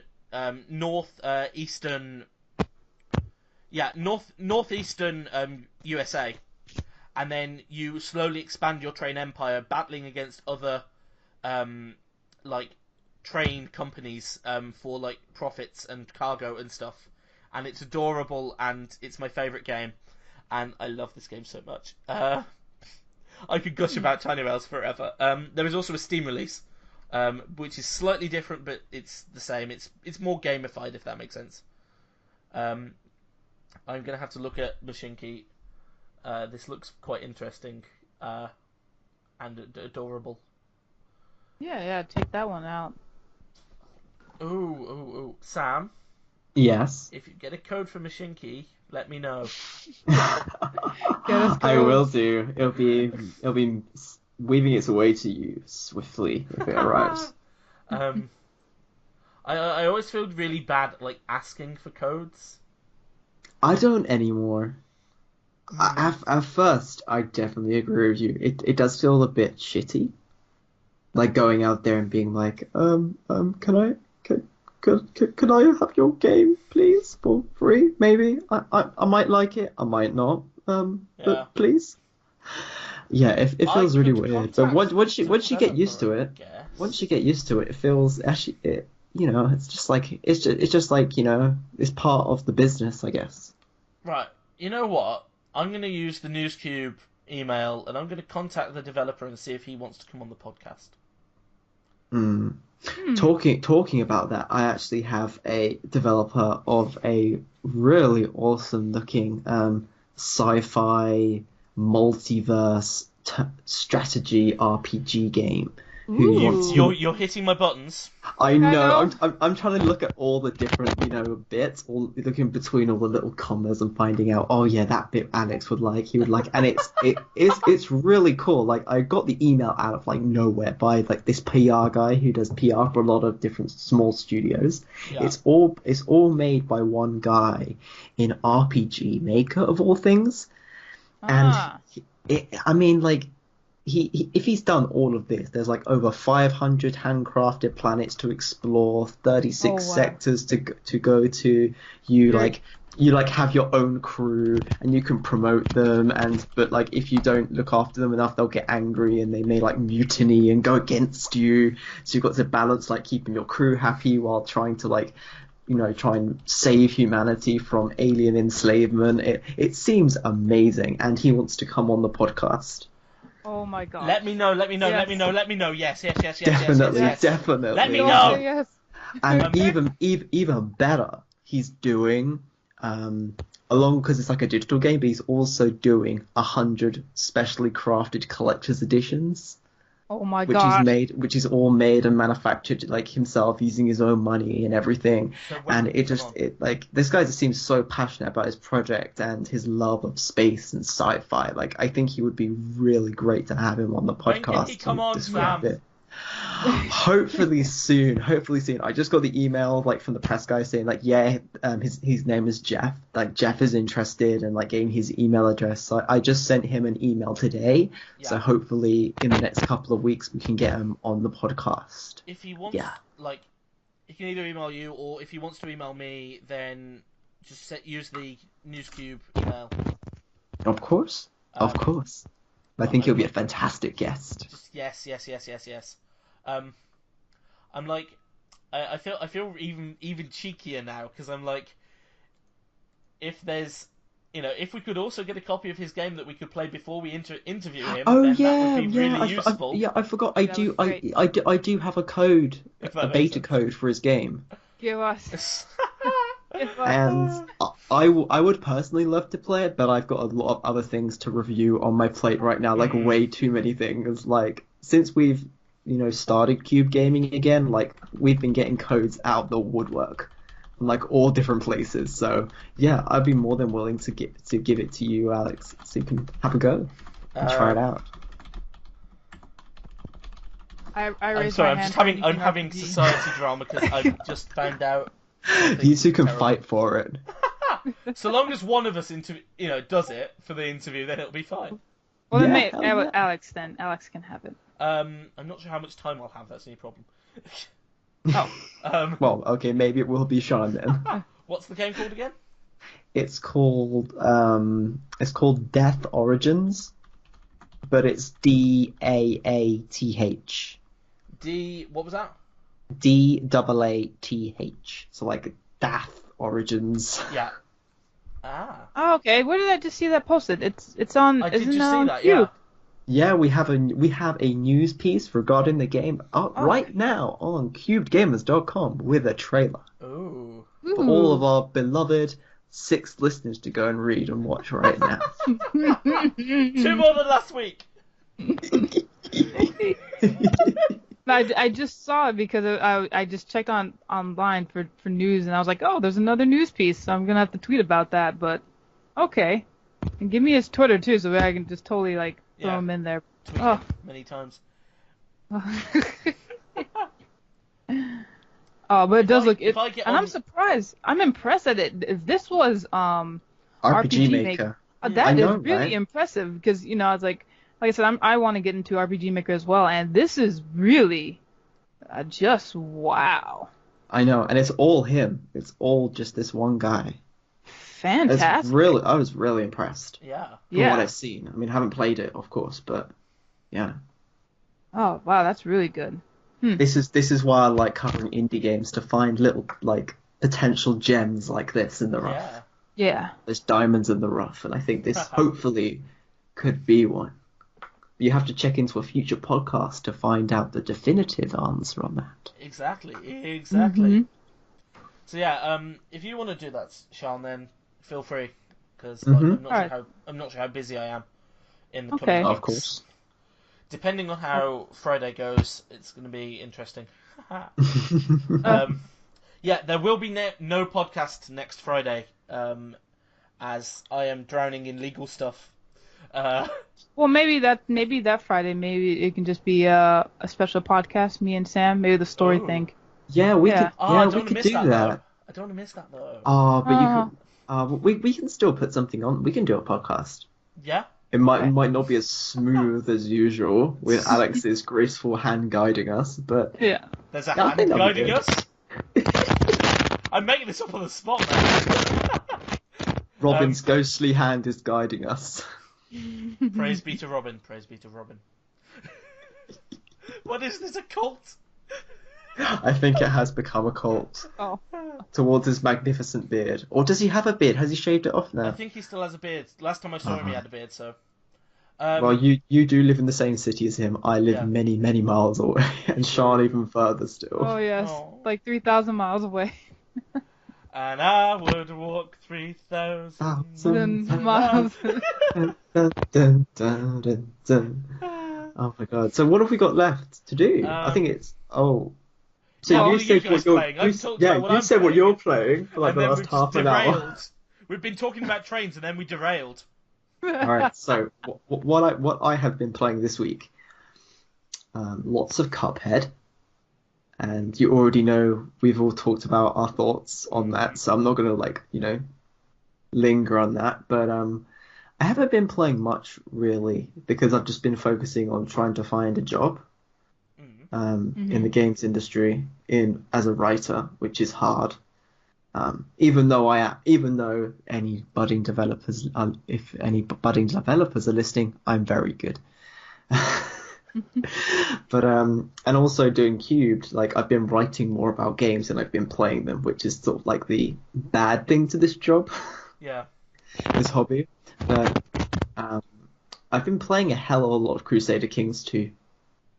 A hell of a lot of Crusader Kings 2 because I just adore that game so much, especially now that I've bought a load of like the expansions which have come out over the last year or two, like the disease and system which adds in like plagues and things, which like and a whole new like court physician system which completely overhauls the game, and there's another expansion coming out soon which adds like the whole of China and like relationships and trading with the Far East. Oh, it's just so good. But I've been playing as a small count down in Provence in the south of France. Lovely views, or should I say South Holy Roman Empire, because we're currently part of the Holy Roman Empire, right on the border with France.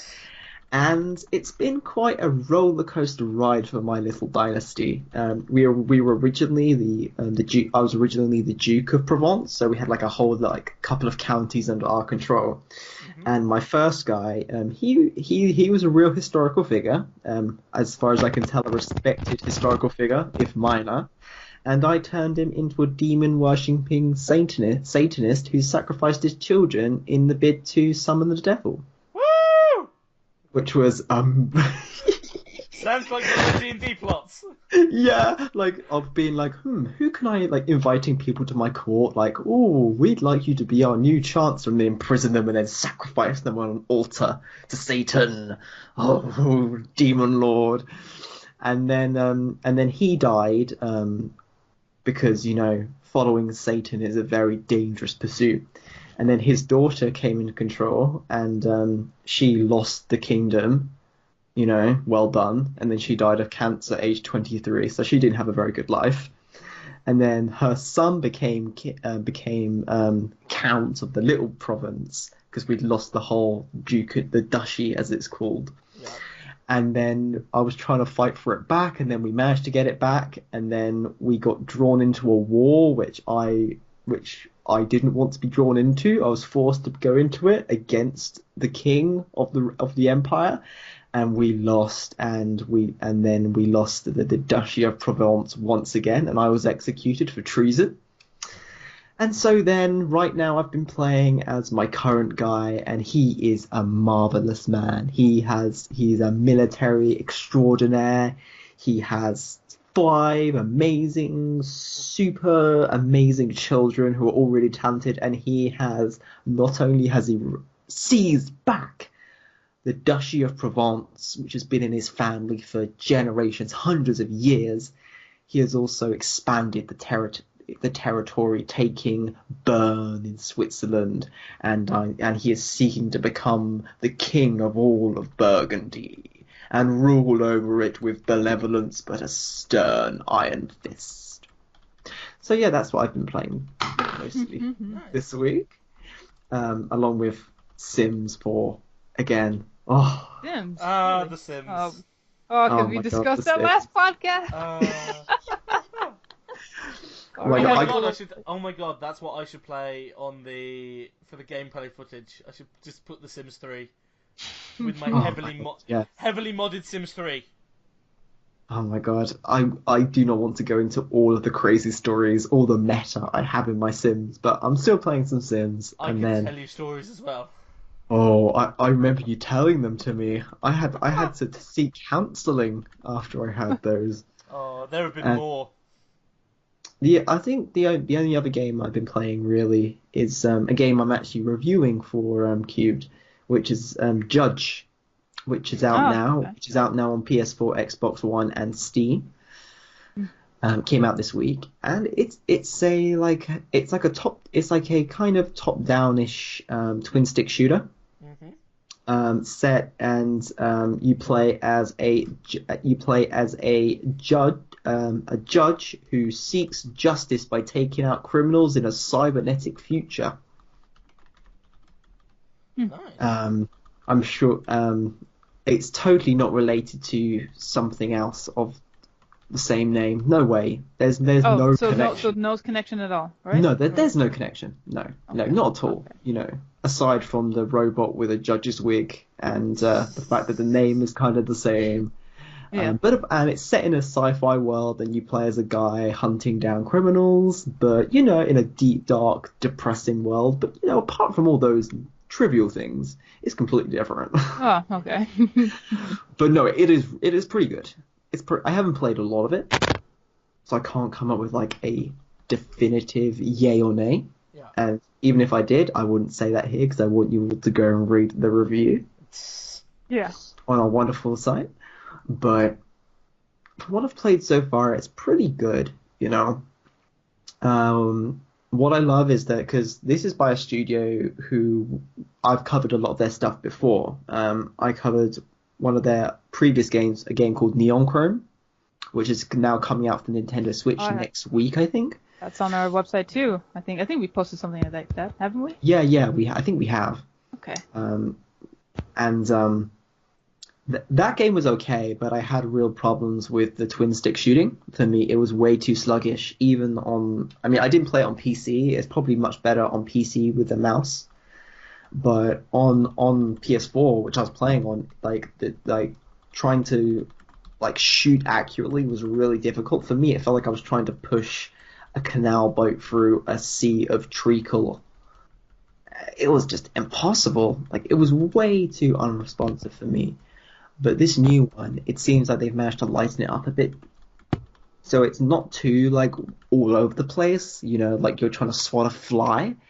But it has just that nice little touch where it's fluid, but it's not too fluid, where it gets away from you, and it's just in that right nice little comfy niche where you can aim, but it doesn't feel like a chore either way of the spectrum. You know what I mean? I think I know what I'm trying to say. Mm-hmm.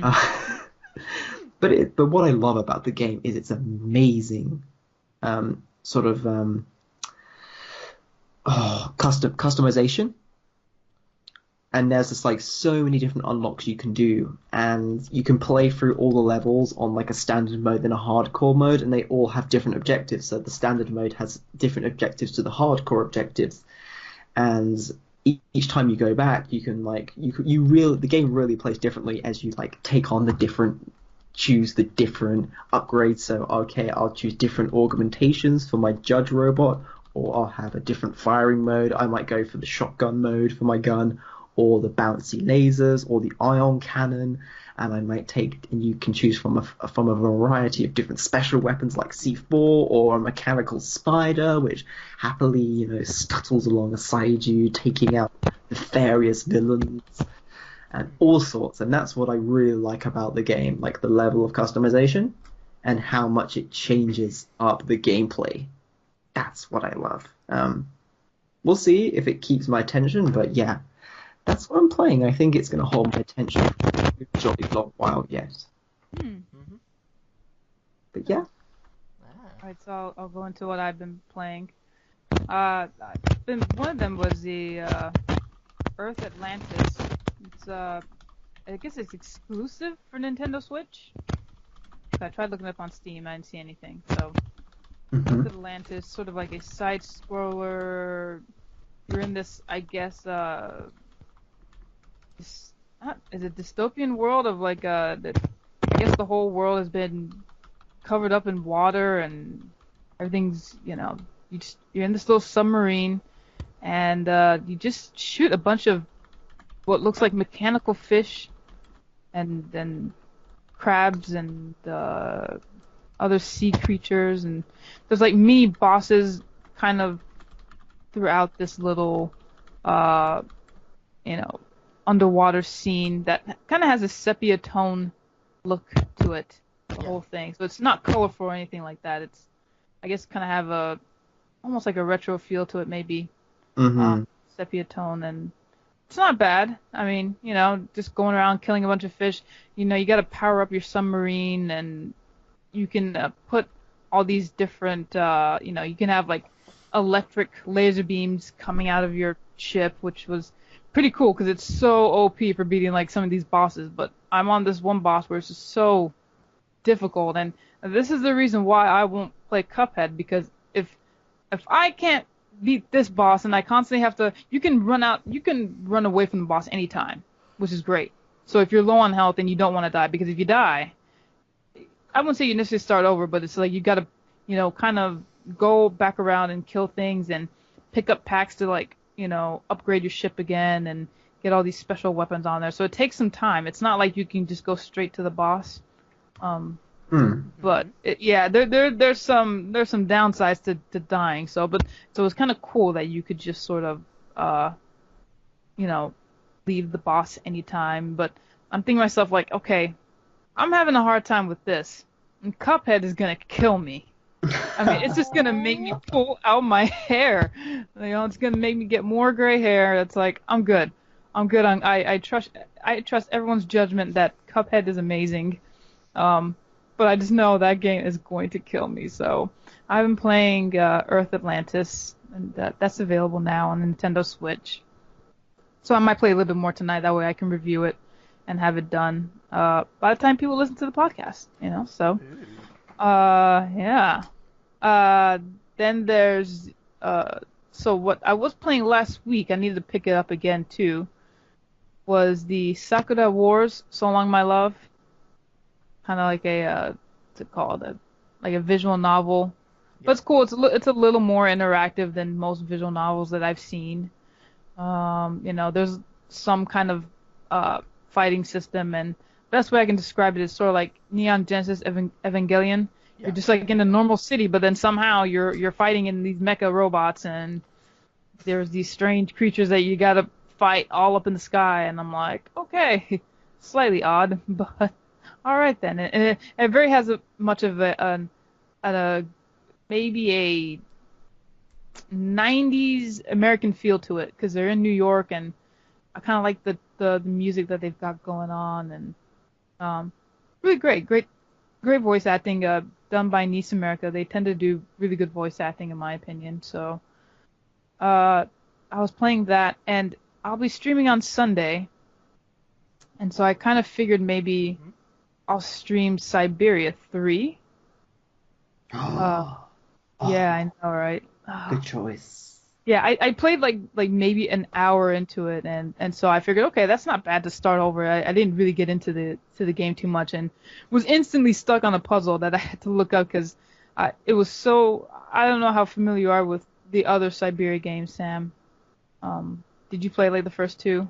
Yeah, I played them on Steam long time ago now. Oh, see, so I was so used to the idea of point and clicking that when I went into Siberia 3, I knew what I had to do to solve this particular puzzle with this little box, but I didn't know how to rotate the camera. I didn't know that you could rotate the camera or sort of look around with the character, and it was just so bizarre. But then once I figured it out, that she can essentially, they basically want you to be the character through the lens.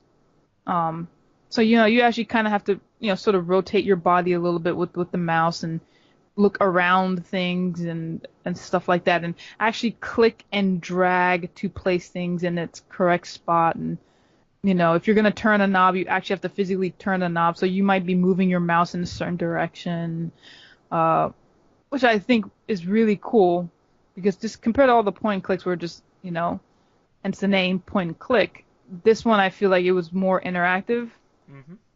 Instead of just statically clicking all over the place. So I think I want people to see that game, because there's a lot of mixed reviews on Steam about that game.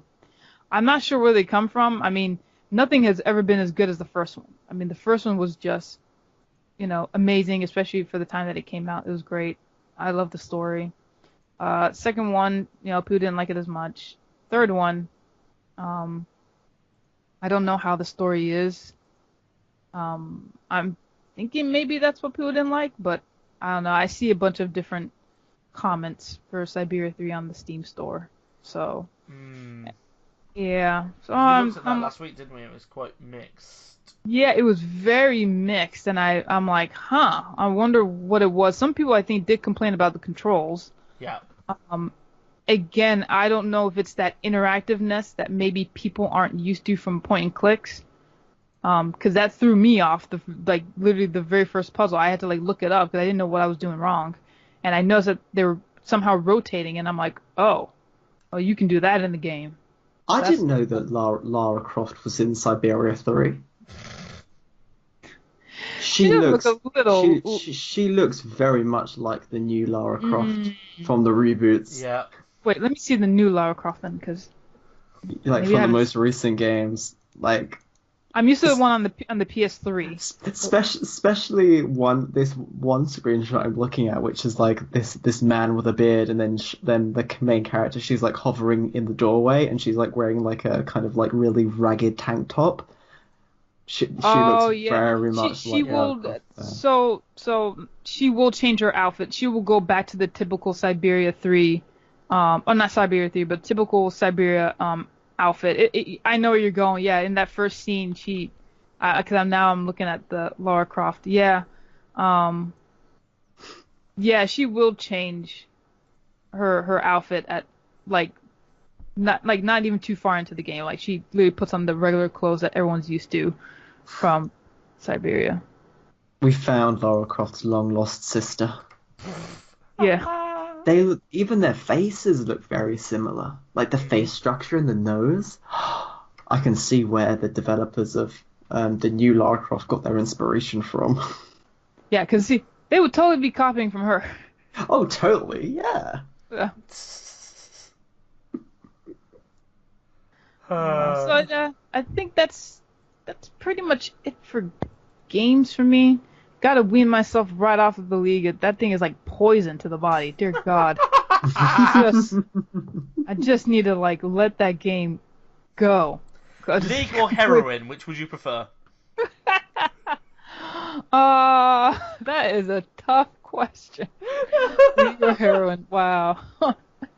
I'll take the League. I think heroin will kill me quicker.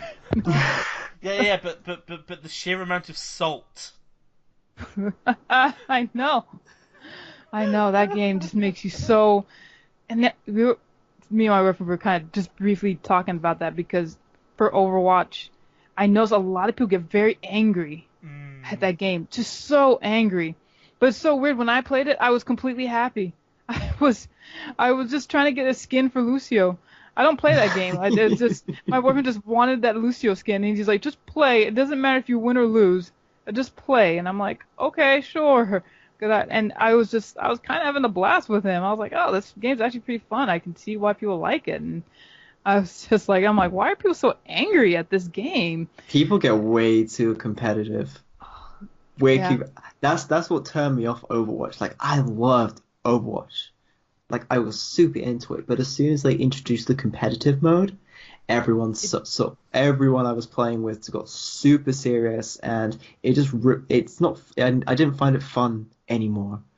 Yeah. It became mature to go on, and everyone's like shout at you and shout at each other whenever someone did anything wrong, like a misplay or misuse their ultra ability, and I'm just like, this isn't why I play games. I play games to have fun. Not even to escape. I don't see games really as escapism. Right. I'm very lucky that I'm not dealing with anything really bad in my life right now. But I play them just to have fun and have a good time, enjoy a good story, or play some fantastic gameplay. But when people get really serious over something to the point where they become very vicious and aggravated, it just really ruins an experience for me. Yeah, that's when I almost start to dislike it too. Is when different slurs are thrown around, and I will do my duty and report when people you definitely don't have to use just foul language like that in a game. But that's the only time where I'm like, oh, I'm done. But the only thing with League is half the time it takes like 30-40 minutes for a match. If you're unlucky, it's taking me even longer. And sometimes it's even one game. It's just like, oh, dear God, that was so exhausting. I'm done. I mean, even if it's a win sometimes, I'm done. But especially if it's a loss, it's like, I'm done because it can be so draining. So I guess that's what's so appealing about the Overwatch. Was like they were fairly quick games to what I was used to. But yeah, the League. I can imagine. Yeah, it's oh my God, some of those League games, I'm like, whoa, that goes on for a long time. It's poison to the body sometimes, and I'm like, I just have to wean. Like, I'm so glad Cubed is back, and I'm like, dear God, maybe someone can just make me review games and I can just get myself off of this. Just get away. Review League of Legends. No. She doesn't mean any of this. She's just saying it so she can get more codes. She's like, please get me away. It's like therapy. Yeah. Yes. It's like therapy. I need to get away from this game. Okay. Right. This is a tried and tested therapy. Okay. Sian, you're addicted to League of Legends. Therefore, you need to go and review Dota. I tried that game once. Couldn't do it. Yeah, I don't know what it was. I just tried it and I just wasn't feeling it. I couldn't do it. And same goes for it was popular for a while. It was called Han. I forgot what it stood for. And I want to say I know the reason why I couldn't get into those two games, and it seems like such a crutch. And I guess I will never be in esports for League, but I can't stand the camera not being locked to my character. Like, because in other games, like, I know Han, you have to constantly mash the spacebar. And I can't do that. I feel like it's almost like driving a car with like a clutch. Yeah. With a clutch pedal and everything. It's like, oh, dear God, like, I'm doing way too much with my brain already, having the camera move around where my mouse is, but my character's over here, and I'm hitting spacebar, and, oh, my spells, I can't remember if Dota was that. Yeah, I can't remember. Otherwise, I wouldn't. Otherwise, I'd have a really hard time doing the Warlock Inquisition. Wait, you can't. You can lock the camera in Dota, or you can't. You can, but it's not recommended. Yeah, no, I don't think can't do it. It's not locked. It's not locked by default. Yeah, you need to. Yeah, so you can have the tactical appraisal of the whole battlefield. It's not just I'm pretty that. sure. It's like, so when I play, I always play Warlock, and there's a particular combination of items that I like to call the Warlock Inquisition. Because, so when I play Warlock, I always go for this one particular build, and I don't play Warlock often. I've got it on a auto buy list, so I can't even remember half the things. But whenever I go in, everyone's like, "Oh my god, there's a Warlock player. Oh my god, this is going to be such an easy battle. We're going to win really, really easily." And that's people's first mistake. Because, let me tell you something about the Warlock Inquisition. It is shit for 90% of the game.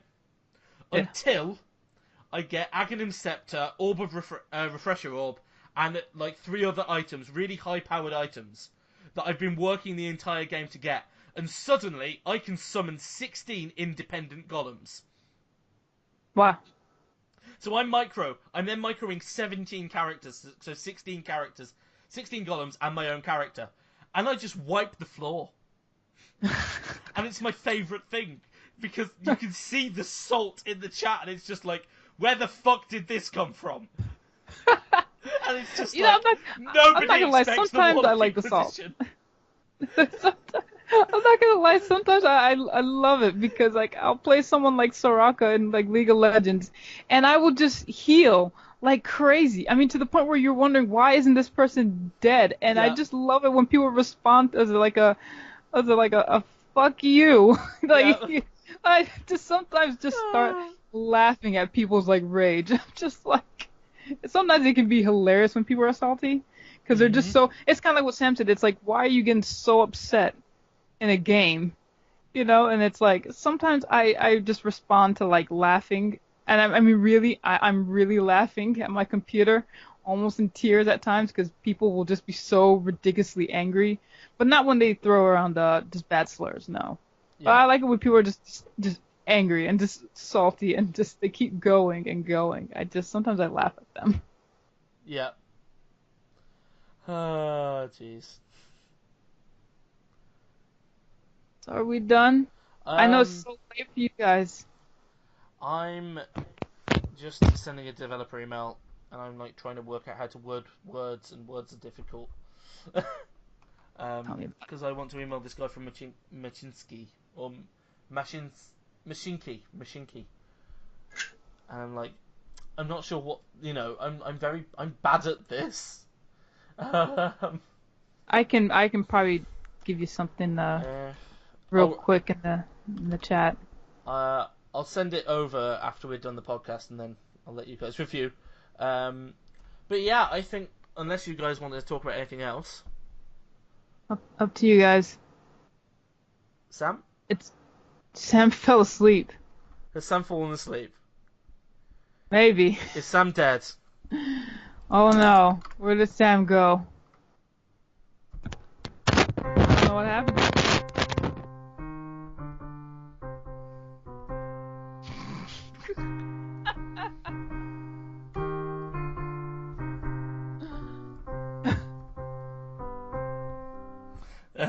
Anyway. Let's not go full Chopin. Never go full Chopin. I don't know what happened to Sam. He died. I don't know either. He's still supposed to be around. I know, it still shows him around. Unless he's like messaged. No, he's not messaged just on Facebook. He fell asleep. It's so late. What is it? Like, what, 9, 10, 11, 12? It's like 2:21 with us. Yeah. Yeah. Very late. He posted two minutes ago. Oh. So, apparently Mike is still on. Hello? Hey! Yay! I turned the mic off by accident. Oh, we were like, he's dead. How the hell did I do that? I have no idea. We're like, should we continue? What should we continue on? And then we're like, Sam, and we're like, oh. I was still talking, and I thought that you guys were just like joking that you couldn't hear me. And then I like checked on Skype, and I was like, oh, hang on, the microphone icon isn't blue anymore. What the, huh? Oh my gosh, yeah, we're like, oh man, maybe he just fell asleep. He tried. I am about to fall asleep, though. I am really struggling Well, to keep my eyes open. We're wrapping up, so... Yes, we're wrapping up. We're wrapping up. Okay. Anyway, so that has been the third episode of Season 2 of the NewsCube. I have been Wolfie, and I've been with Sian and Sam G. Say goodbye, people. Bye. Sayonara. I'll see you on social media. Keep looking up. I'm really bad at ending this thing. I'm good at goodbyes. I'm bad at goodbyes. I don't know what to say. See ya. Yeah. We will see you either for the after live stream podcast on. Sorry, what? Live stream. A terrible ending. Well, yeah. 2:23 in the morning. Come on. Right. Give him a break. Yes, Right. that's true. We'll see you either at the after podcast live stream on Tuesday at 8:30, or we will see you At the after podcast of this podcast. after podcast live stream. The live stream after the podcast on Tuesdays at 8:30 p.m. Or we'll see you at the podcast the next week on Tuesdays at 8. Can I go to bed now? Yes. Goodbye, everybody. Good Night. Goodbye. And I'll end it somewhere in that mess. I don't know.